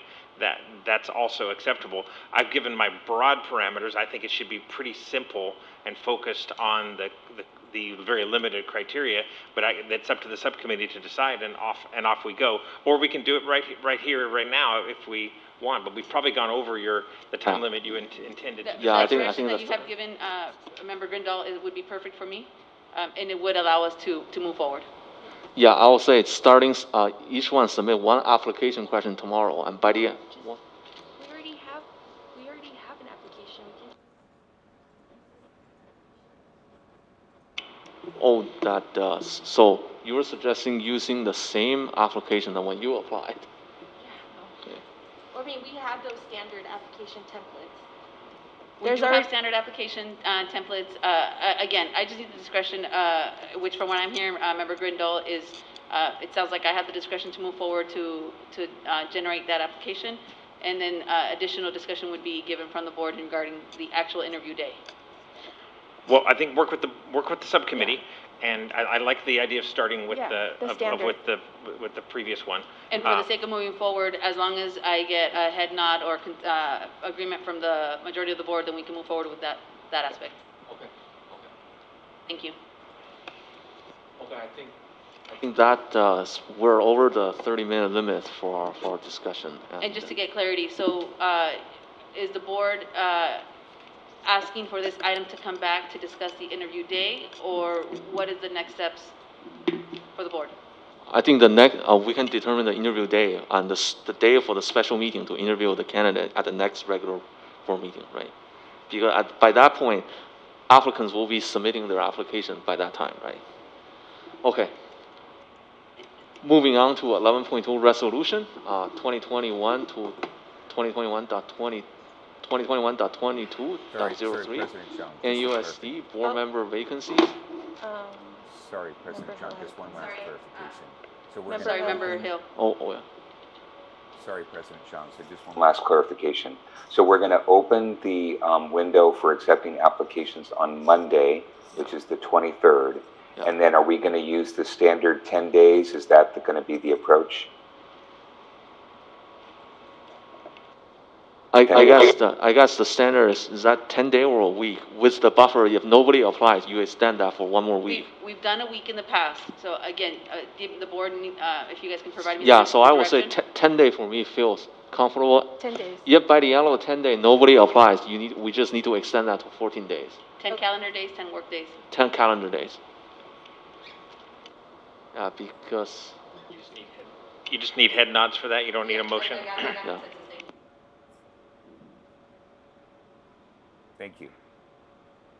I don't think there's any, so we just nodded that we don't need to take a formal vote. Okay.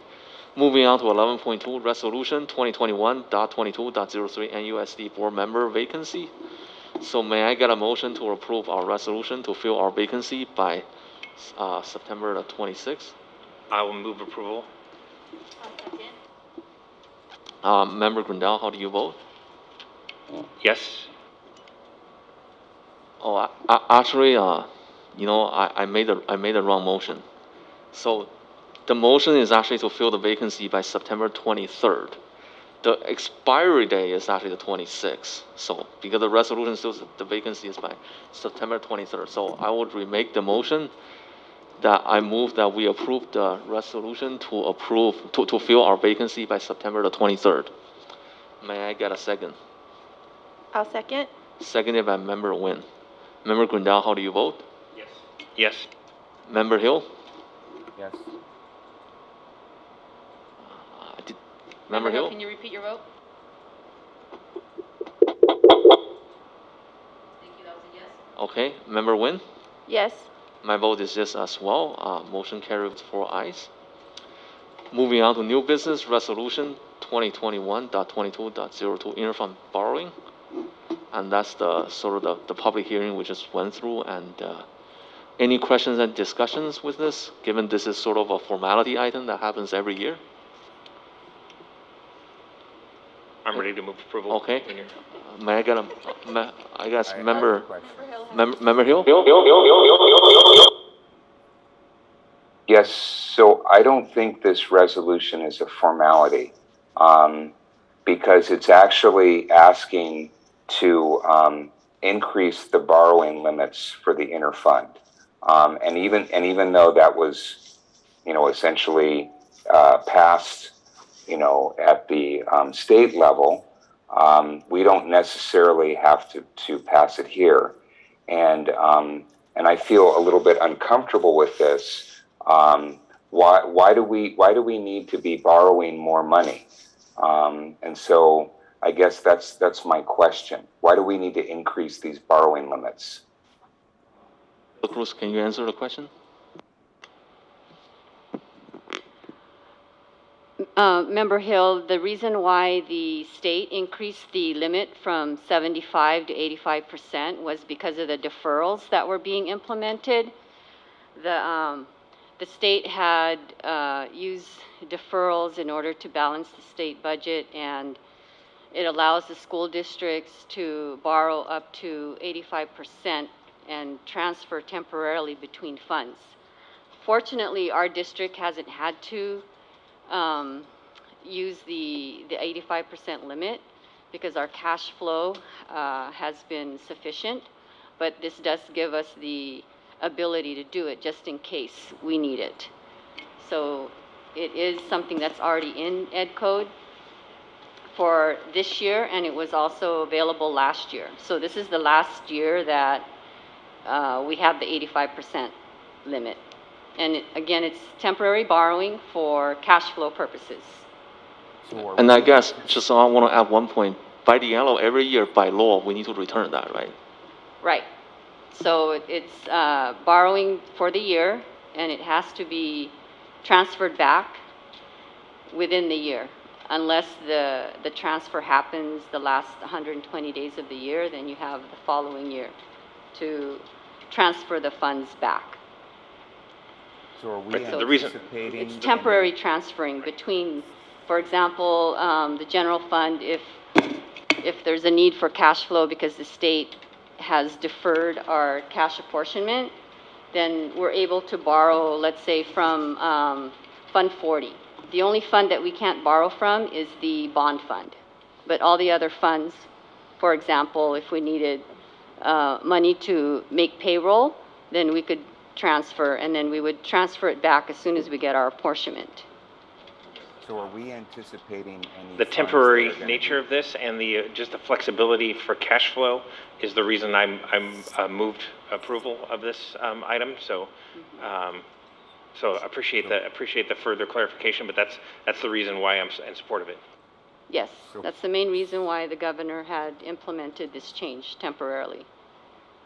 So question, are we anticipating that we're going to be having a deficit in certain funds that are going to require borrowing from other funds? We have had a need, for example, in Fund 11, which is our adult education program. Sometimes the cash flow, the timing is maybe a month behind of what we're anticipating. So, I mean, very little, and it's only been maybe a couple $100,000 that we had to borrow between funds. And then as soon as the cash comes in for that fund, then we transfer it back.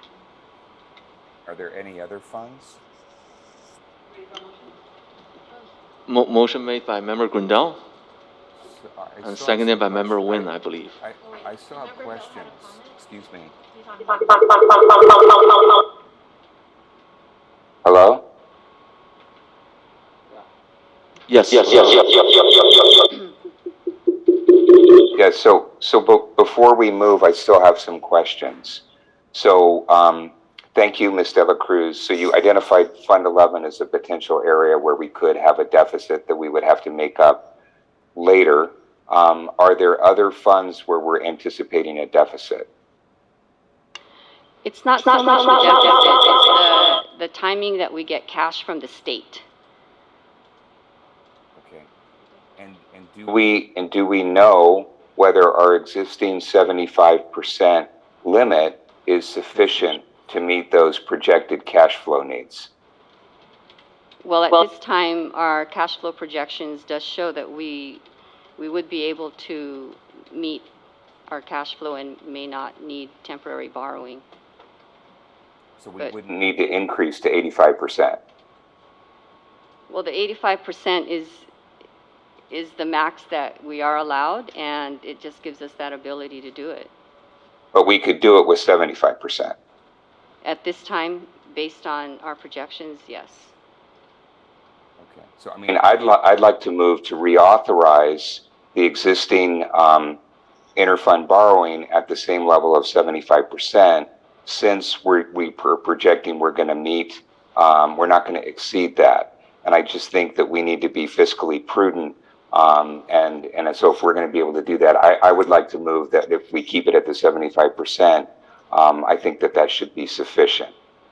Well, one thing about this resolution, the reason I said this is formality is because this is not about several years ago when somebody transferred a one-time fund to fund a general expenditure and never gave it back. This is actually this is just moving around account on a temporary basis, and by law, you're going to be transfer that money back.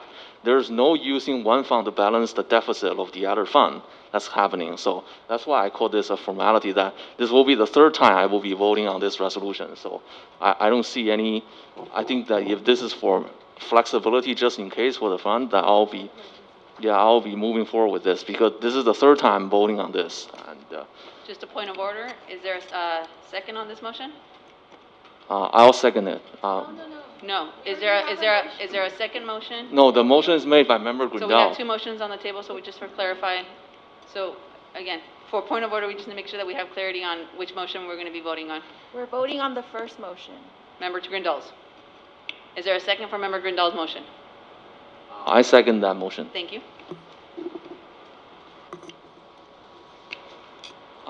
Member Grindal, how do you vote? I vote in favor. Member Hill? I vote no. Member Nguyen? Yes. My vote is yes. Motion carries with 3 ayes. Moving on to 12.2, Board Policy and Administrative Regulation 4112.42, 4212.42, 4312.42, Drug and Alcohol Testing for School Bus Drivers.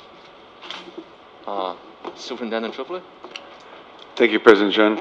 So this is a board policy. It's just being updated based on recommendation from the California School Board Association. and in regard to drug and alcohol testing for school bus drivers. And Ms. Delacruz, did you have anything you wanted to add, or? Oh, I believe it's. sorry, Ms. Ingham Waters. Good evening, Board. This board policy and administrative regulation are being submitted tonight based on updated language and clarifications regarding drug and alcohol testing for school bus drivers. You will see clarifications around types of substances, requirements for pre-employment testing and post-accident testing, and federal regulations which include the use of a clearinghouse database for all drivers.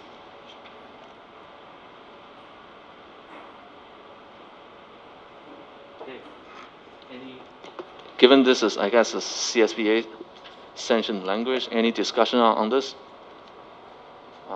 Or we'll move to approve the board policy and AR? Anybody want to make a motion?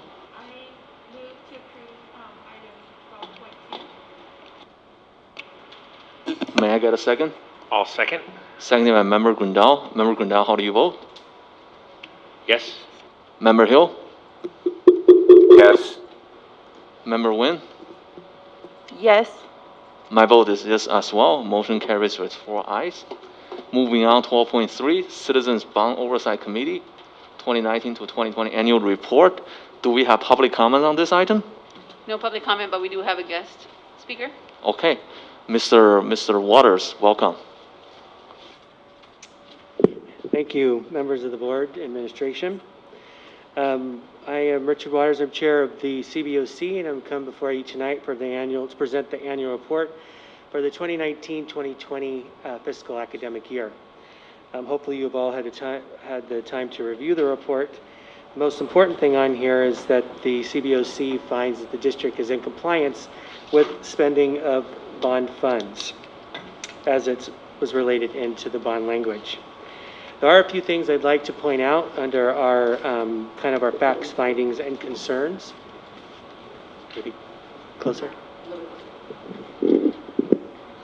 Just a few things that I want to highlight for the board that the CBOC would like to make sure that you're aware of. One, some of the items are related to the fact of the bond. Obviously, this last fiscal year, there wasn't that much activity in the bonds, and that there is laws around when the funds need to be spent. So 85% of the bond needs to be, of Series C funds should have been spent by July 2019. In some cases, there could be a fine to the district if it's not spent, but that's just a fact to be aware of. The other thing, too, that the CBOC would like to point out is there's confusion around deferred maintenance plan. The ADIS plan that was paid out of the bond funds, has a master plan, but it was never approved or accepted by the board. And there's confusion on what is actually deferred maintenance versus preventative maintenance versus new construction, et cetera. So the CBOC would just like a little bit more clarity on what the deferred maintenance plan is for the district. During our visits to the school sites, there's a few things that we found.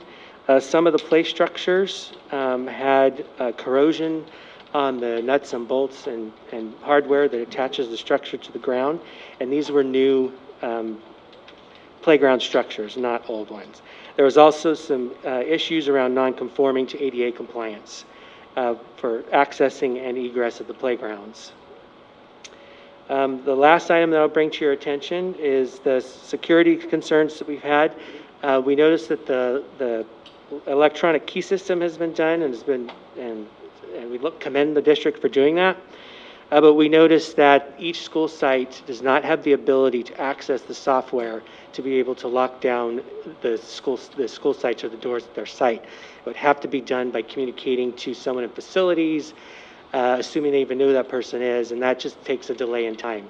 So if an active shooter were to compromise the site or get the teacher's card, they'd be able to access, and they'd have to wait for someone from another department to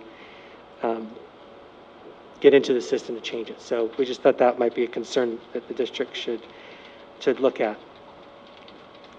The other thing, at the junior high school, we noticed that the new gates were installed, and There were no weaved iron on the surrounding panels of the gates, which means you can just literally put your arm around and open the gate.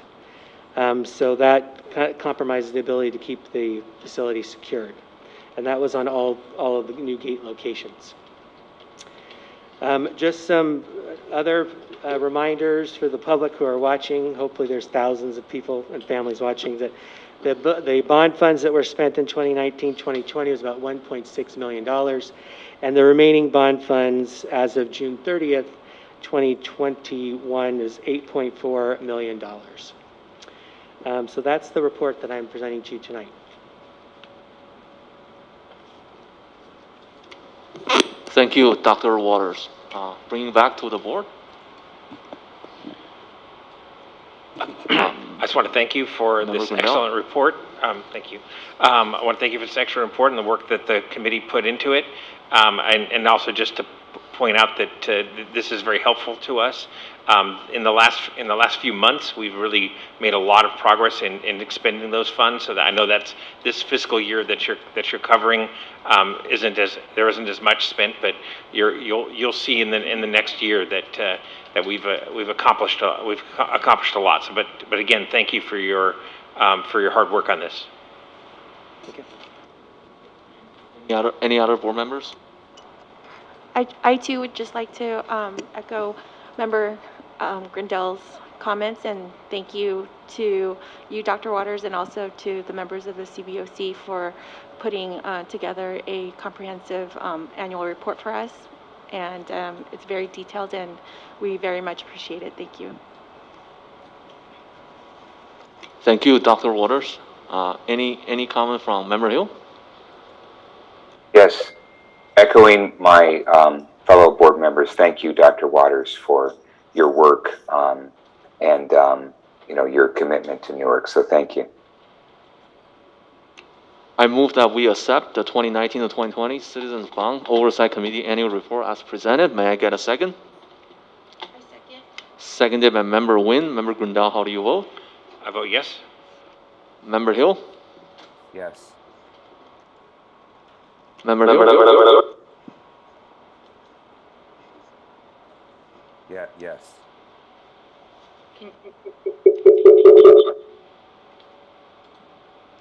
Can you repeat it, please? I said yes. Member Nguyen? Yes. My vote is yes as well. Motion carries with 4 ayes. Thank you, Dr. Waters. Have a great rest of the day. Thank you. Moving on to 12.4, authorized project and budget for Coyote Hills Security Fence and Gate Project.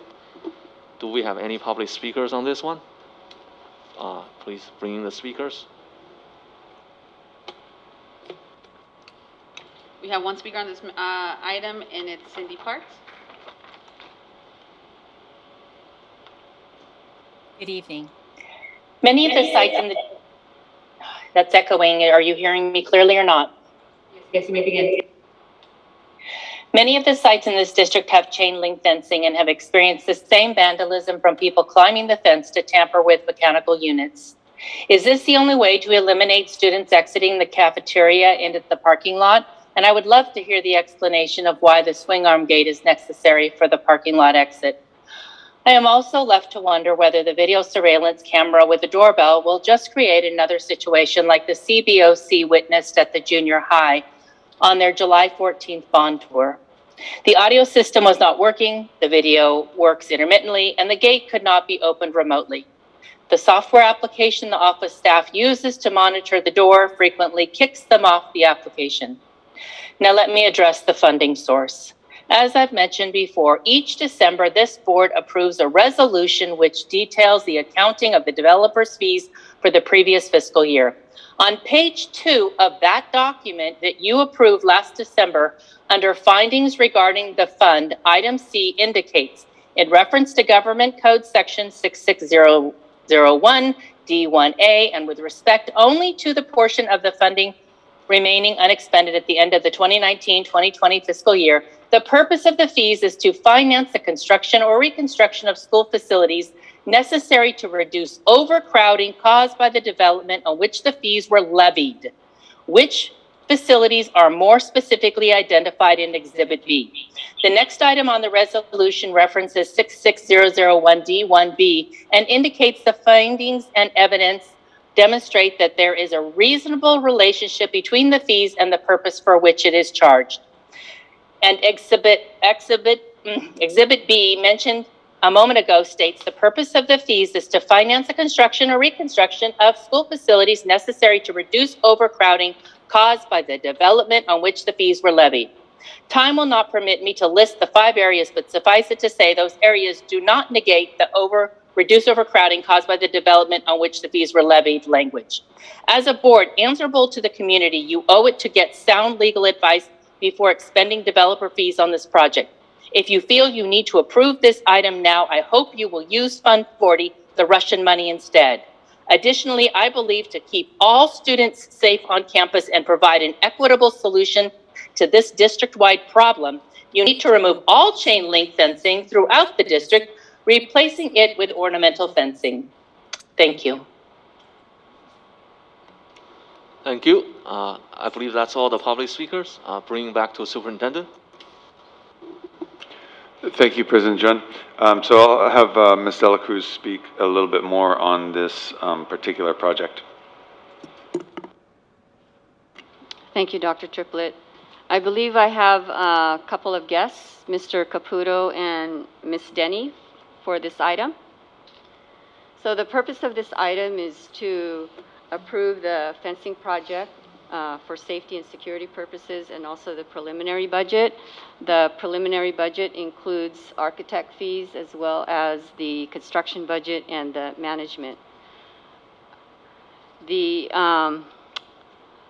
project scope, I will have Ms. Denny or Ms. Caputo review that in a little bit more detail, if you could, please. Could you bring both of them in, or no? I'm here. But I can have Ms. Denny. Ms. Denny's been working closely with this project. Good evening. So the scope of work for this project is to include some iron ornamental fencing that would cover a covered walkway near the kindergarten building over to the cafeteria building, which is where we suspect that people are currently climbing over the existing chain link fence. And we plan on making the fence either taller or providing some kind of screening to keep people from climbing over the fence. And also, there will also be fencing around the other side of the cafeteria over to the entrance of the school. There will be some egress gates with panic hardware on them as required by the fire marshal. And we will also be designing it to meet all the accessible standards as required by the Division of the State Architect. There will be an entry near the office with a doorbell and video camera. We're also including a parking arm in the parking lot that will be manually opened and closed each day. And the reason for that is because there are people in the community that are coming onto the site and dumping garbage in the trash dumpsters that are in the parking lot.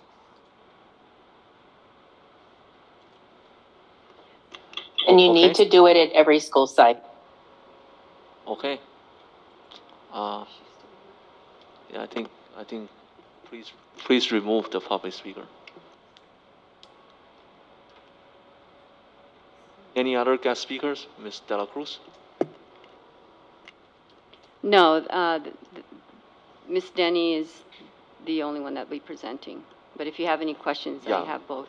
My question has been answered before the meeting because I had that question regarding the architect. Any other questions from the rest of the board? Member Hill? Yeah, per the comments that were made by Ms. Parks, I'm concerned that we're really, given the language that's surrounding Fund 25, that this is not really, the proper use of that money.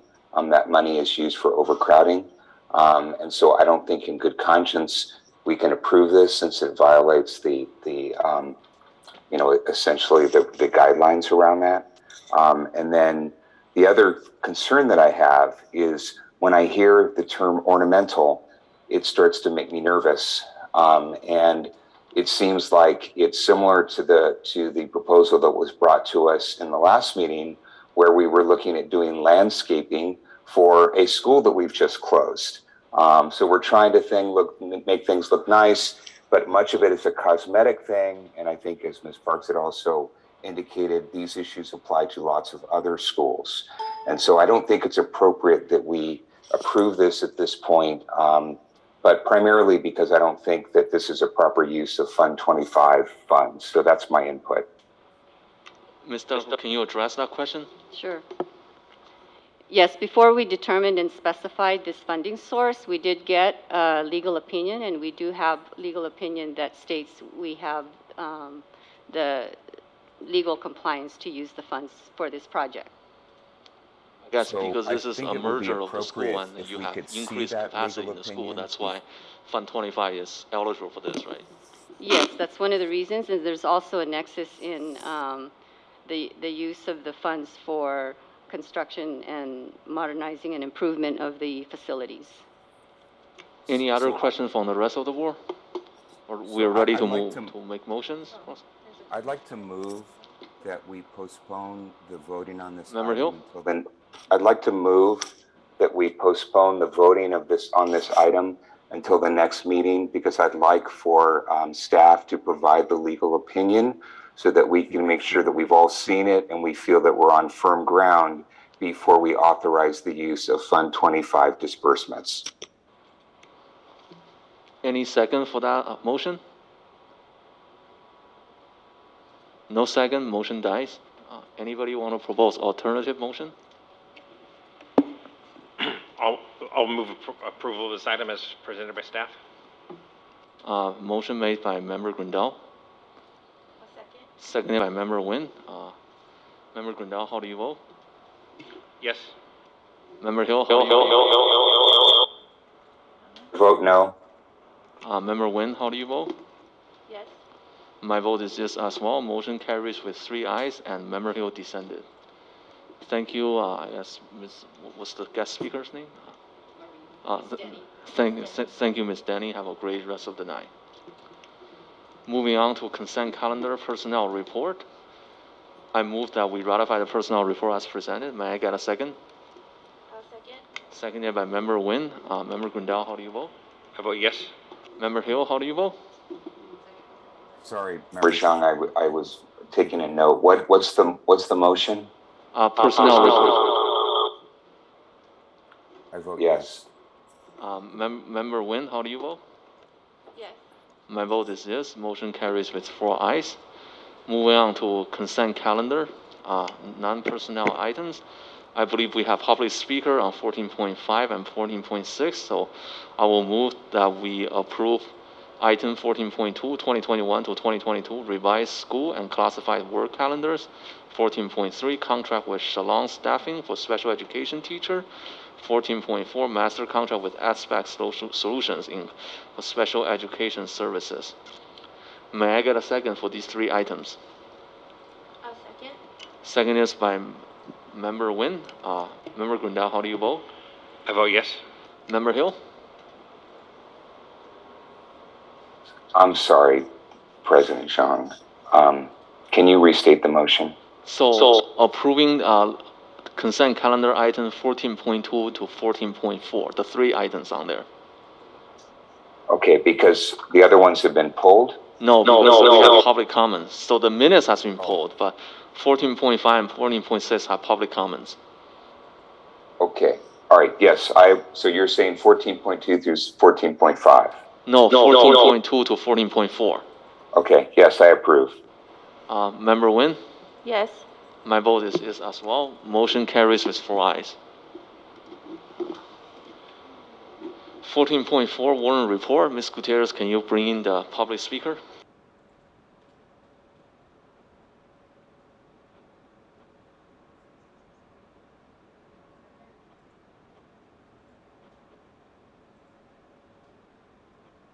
Okay, 14.5, the speaker is Eric Tam.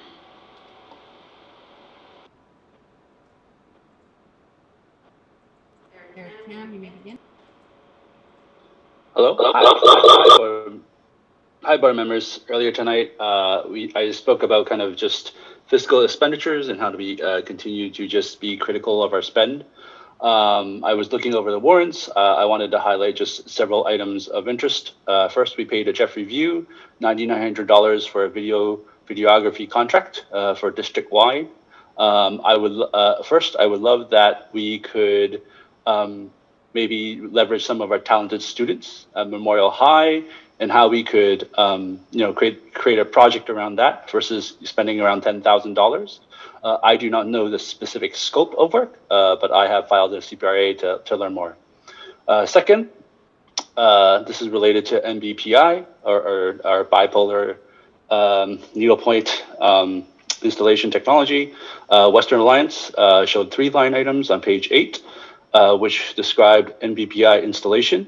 The 3 line items totaled another $79,335. Ms. Dela Cruz, I'm not sure if this is part of the existing old $360,000 and we're just paying off the open invoices. But if these are new charges, this would bring us up to $439,280 from this district. I hope these are just old charges and not new charges.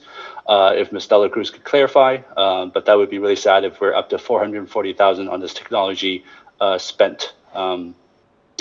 Third, consulting payments. On page 21, we had PEP Consulting for another implicit bias training, $3,624. Janet Hernandez, which was their tail end and part of our contract, another $6,500. For facilitation, and Dr. Tripp's coaching, which is another $450.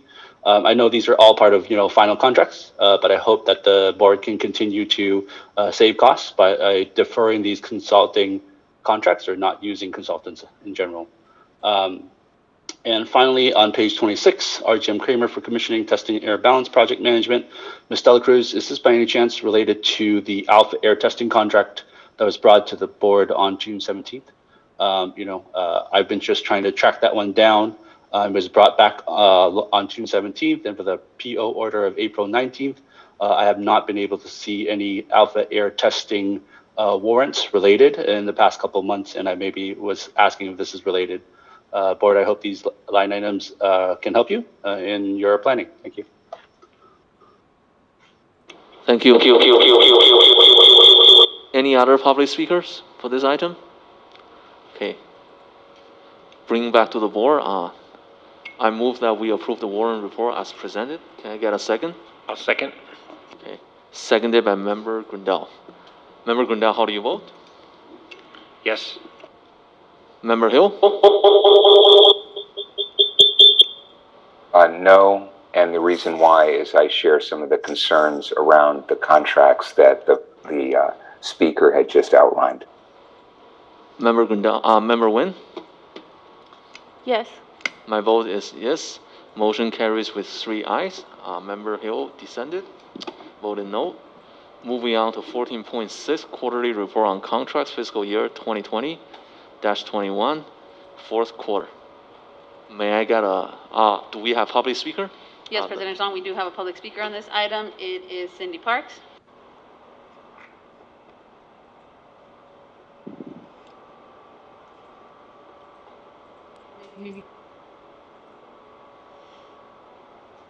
Good evening.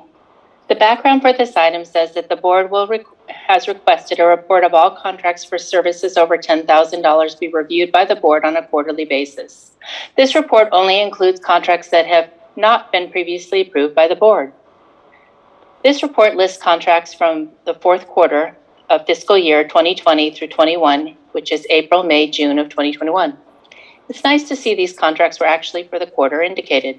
For some reason, other contracts were made for these reports that were, or for the correct quarter, or never made the report like the web design contract. I had to get the web design contract through a CPRA request. As I mentioned to you 2 weeks ago, I've only received 2 of the 5 records I requested on May 31st, 2021. The website design contract is one of those items that I received. Had it been either an agenda item for your approval or placed on the October 2020 quarterly report, that is one less item I would have had to request. And yes, I said October 2020. The contract was signed by Ms. Dela Cruz on August 31st, 2020, and Mr. Mosier, the CEO of Finalsite, aka Active Internet Technology, on September 1st, 2020. The $35,000 base amount was paid 1 month later on 10/2 of 20. And you have yet to ratify that contract, or at least that is the way it appears to me. One of the 3 remaining CPRA items I requested is the minutes from the board meeting where that contract was approved or ratified. So let me ask you, how long will you continue to turn a blind eye to your own process, procedures, or policies being ignored by the staff? Thank you.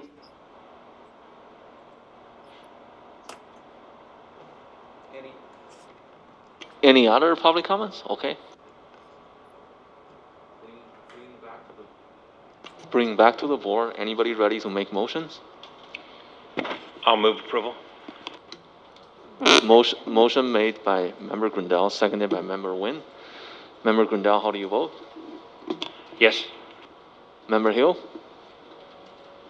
I vote no because I share the speaker's concern about the visibility. We should be seeing all contracts, not just the most recent ones. We should see a whole report. And also, I share concern around not only the visibility, but the transparency of our contracting process, and especially if there are situations where the board is needing to ratify contracts and we're not being involved. So I vote no. Okay. Member Nguyen? Yes. My vote is yes. Motion carries. Member Hill voted no. Board of Education Committee reports. Mission Valley ROP, actually, interesting thing is, given Member Martinez is not here, we might need to have a future item on deciding how to fill this. Nothing for CELBA, anything for Liaison Committee? Not at this time. I guess nothing for EVIC, anything for the Audit Committee? No reports. And anything for the Audit Committee? No report.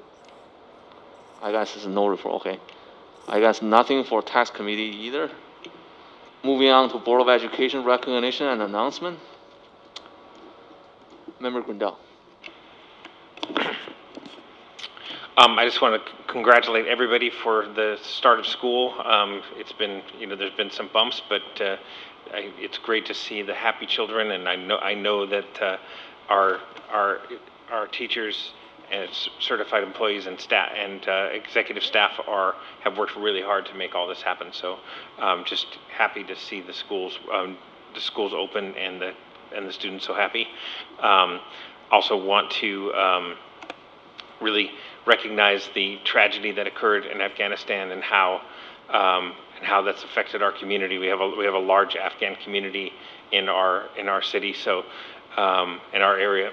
So I just wanted to express my sadness at what's happened there. So thank you. Member Hill?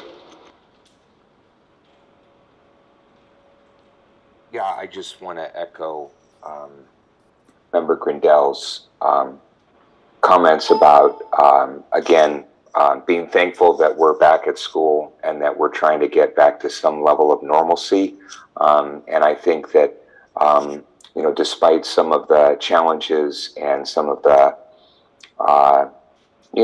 bumps in the road, that I think kids are happy to be back, teachers are happy to be back. And so that's a good thing. And then I also share Member Grindel's, or want to echo his condolences to our Afghan community. And I actually recently met with a member of the Afghan community, and this was prior to the fall of Kabul, and he had been back to Afghanistan and was showing me some of the videos of what's been going on with the Taliban, and it's very frightening. And so I think we should pray for the Afghan people, and hopefully we can help them see better times. So, but yeah, that's my input. Thank you. Member Nguyen? Thank you, President Zhang. I just wanted to thank staff and all the teachers and all the families for participating in our back to school and opening last week, and it's been amazing to see. I've been able to go on campus to all the sites actually last week and this week today. So last week I was able to help out at the junior high when I dropped off my daughter for 7th grade, and it was wonderful to see all the students. They were a little timid, shy, quiet, realizing that it was the first time that both classes, both 7th and 8th grade classes, were on campus at the same time. And I was able to help them locate their classes and pass out some campus maps. So that was a wonderful experience. And then also visiting Lincoln and Coyote Hills and seeing the staff there and all the students. It was really heartwarming. And then last Friday was able to attend the high school assembly, which was amazing, a lot of energy, and it was great to see the students come together. They had been working on their performances for the first week so that they can share with their students, the leadership team at the high school. So congrats to the ASP students and the leadership students at the high school for putting on a wonderful job with Ms. Canales. So congratulations to you guys. You guys did an amazing job. And then today I was able to visit the remaining sites, and it was wonderful to see staff back and to see the classes. I actually was able to visit one of the dual immersion classes today with Dr. Wendy at Schilling, and the kids are having a wonderful time, and they're transitioning to both their Spanish class and English class, and it was wonderful to see that. So I just wanted to thank staff for making it all possible. I know the transition has been difficult, but you guys have persevered and have done an amazing job. So I wanted to really express deep appreciation for all the hard work and effort that has gone back into reopening our schools this year. So thank you for that. And then lastly, my heart also goes out to Afghanistan and all the people there. It is very tragic, and it's very hard to talk about the subject and not be emotional, but I am thinking about all the people that have been impacted, and what it's going to be like for them to be able to recover and in the years to come. So condolences and prayers for sure. Thank you. Yeah, I want to echo all my fellow board members' comments, and just in addition, I want to again thank staff for their hard work to make the first week back to school as smooth as possible. So thank you, everyone. Moving on to the board request. Member Grindal, any request? Yes, and hopefully this isn't too amorphous, but I would really like to see us starting a discussion of marketing our district better to attract students. We really have to, now that we're getting past these challenges of getting back in school, but I would really like to see a coherent, strategic plan for how we're going to market our district. The Ohlone College sent a postcard to every resident in their district talking about how people should be enrolling in schools. Now, obviously, community colleges are different than our district, but there's no reason we can't be out there in a very coherent message telling people why they should be putting their children in our schools. And so I don't know, again, my request is kind of amorphous, but I would like to see maybe a study session or a report on what we have been doing and a plan for how we're going to get to the point where we're able to tell the best kept secret in the Tri-Cities is our fantastic school district, and we need to tell that story. So that's where I'm at right now. I guess that can be a superintendent report. I will echo that. I was in support of that, to at least starting with a superintendent report to see how we're going forward with communicating, particularly reaching out to the new members of our community about our school district. And any other board member in support of this? I'm also in support of it, but I just also wanted to recognize that the superintendent and his team have been starting that process, and one of the examples have been the dual immersion videos that have been posted throughout our social media site. So that is definitely a wonderful start, and I just wanted to put it out there that, you know, that we are starting those kind of marketing campaigns. So thank you so much. Okay, so that will be I guess a further future item on the superintendent report. Member Hill? Thank you, And President. Chung. So I have two requests. So the first request is in our closed sessions, I think that we have a lack of clarity right now around, as we go through different items in the agenda, the closed session agenda, who actually needs to be in attendance in those meetings. And this is a Brown Act issue, and want to make sure that we're complying with the law. And so I would like to request that we, as a board, engage legal counsel to come to our next closed session and to advise us on proper representation on a topic-by-topic basis in the closed session.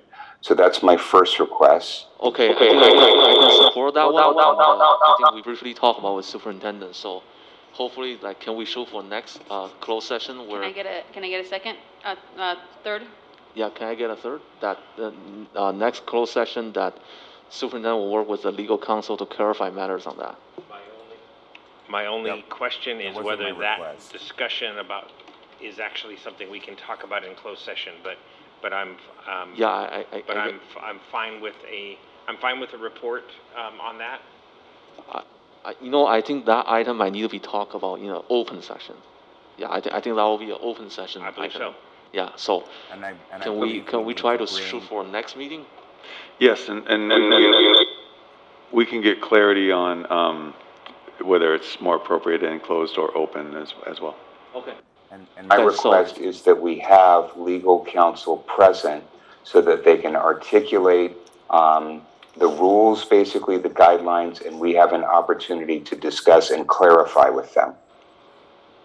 Yeah, would that be possible that we ask the legal counsel to show up in one of the agenda items in our open session to discuss this? Because I believe this is the open session item. Yes, again, we can review with legal counsel, and they can be present, and they can help us to determine whether it's appropriate in closed session or whether it's appropriate in open session. Okay. And just a reminder to the board, when it comes to financial matters, you need a majority of the board. So do we have a majority in agreement with the legal counsel coming forward? Yes, we do. Thank you, board. Okay, Member Hill, second request? Okay, and the second request is, we just had an item on the agenda talking about using Fund 25 funds to fund the ornamental fencing, and we've been informed that we do have a legal opinion that supports that, and so I would like to request that staff produce that legal opinion for the board and for the public to review. That's fine. Let's clarify the matter in the move. May I get a third?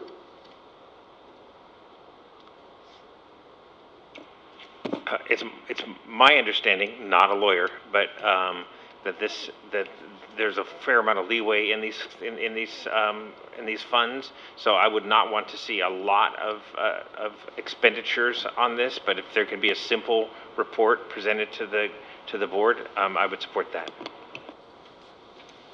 I just want to provide. clarify, I think we're asking for the I need some legal clarity. Are we making a public records request? Or are we asking for direction for the superintendent? My understanding of Mr. Hill's request is to have this, to direct the superintendent to produce a report, or the report that's already in existence, but whatever, produce a report that supports the use of Fund 25 for that project. That's Well, my let me understanding of clarify, his since I was the request. one that Maybe I heard him wrong. Let me clarify, since I was the one that made the motion. So I want to see the legal opinion from a lawyer, so not some secondhand report. I want to see a legal opinion from a lawyer on legal stationery that lays out the analysis that was done so that we can feel confident that this was done properly. Then I guess it's a public record request and can just be sent to Member Hill.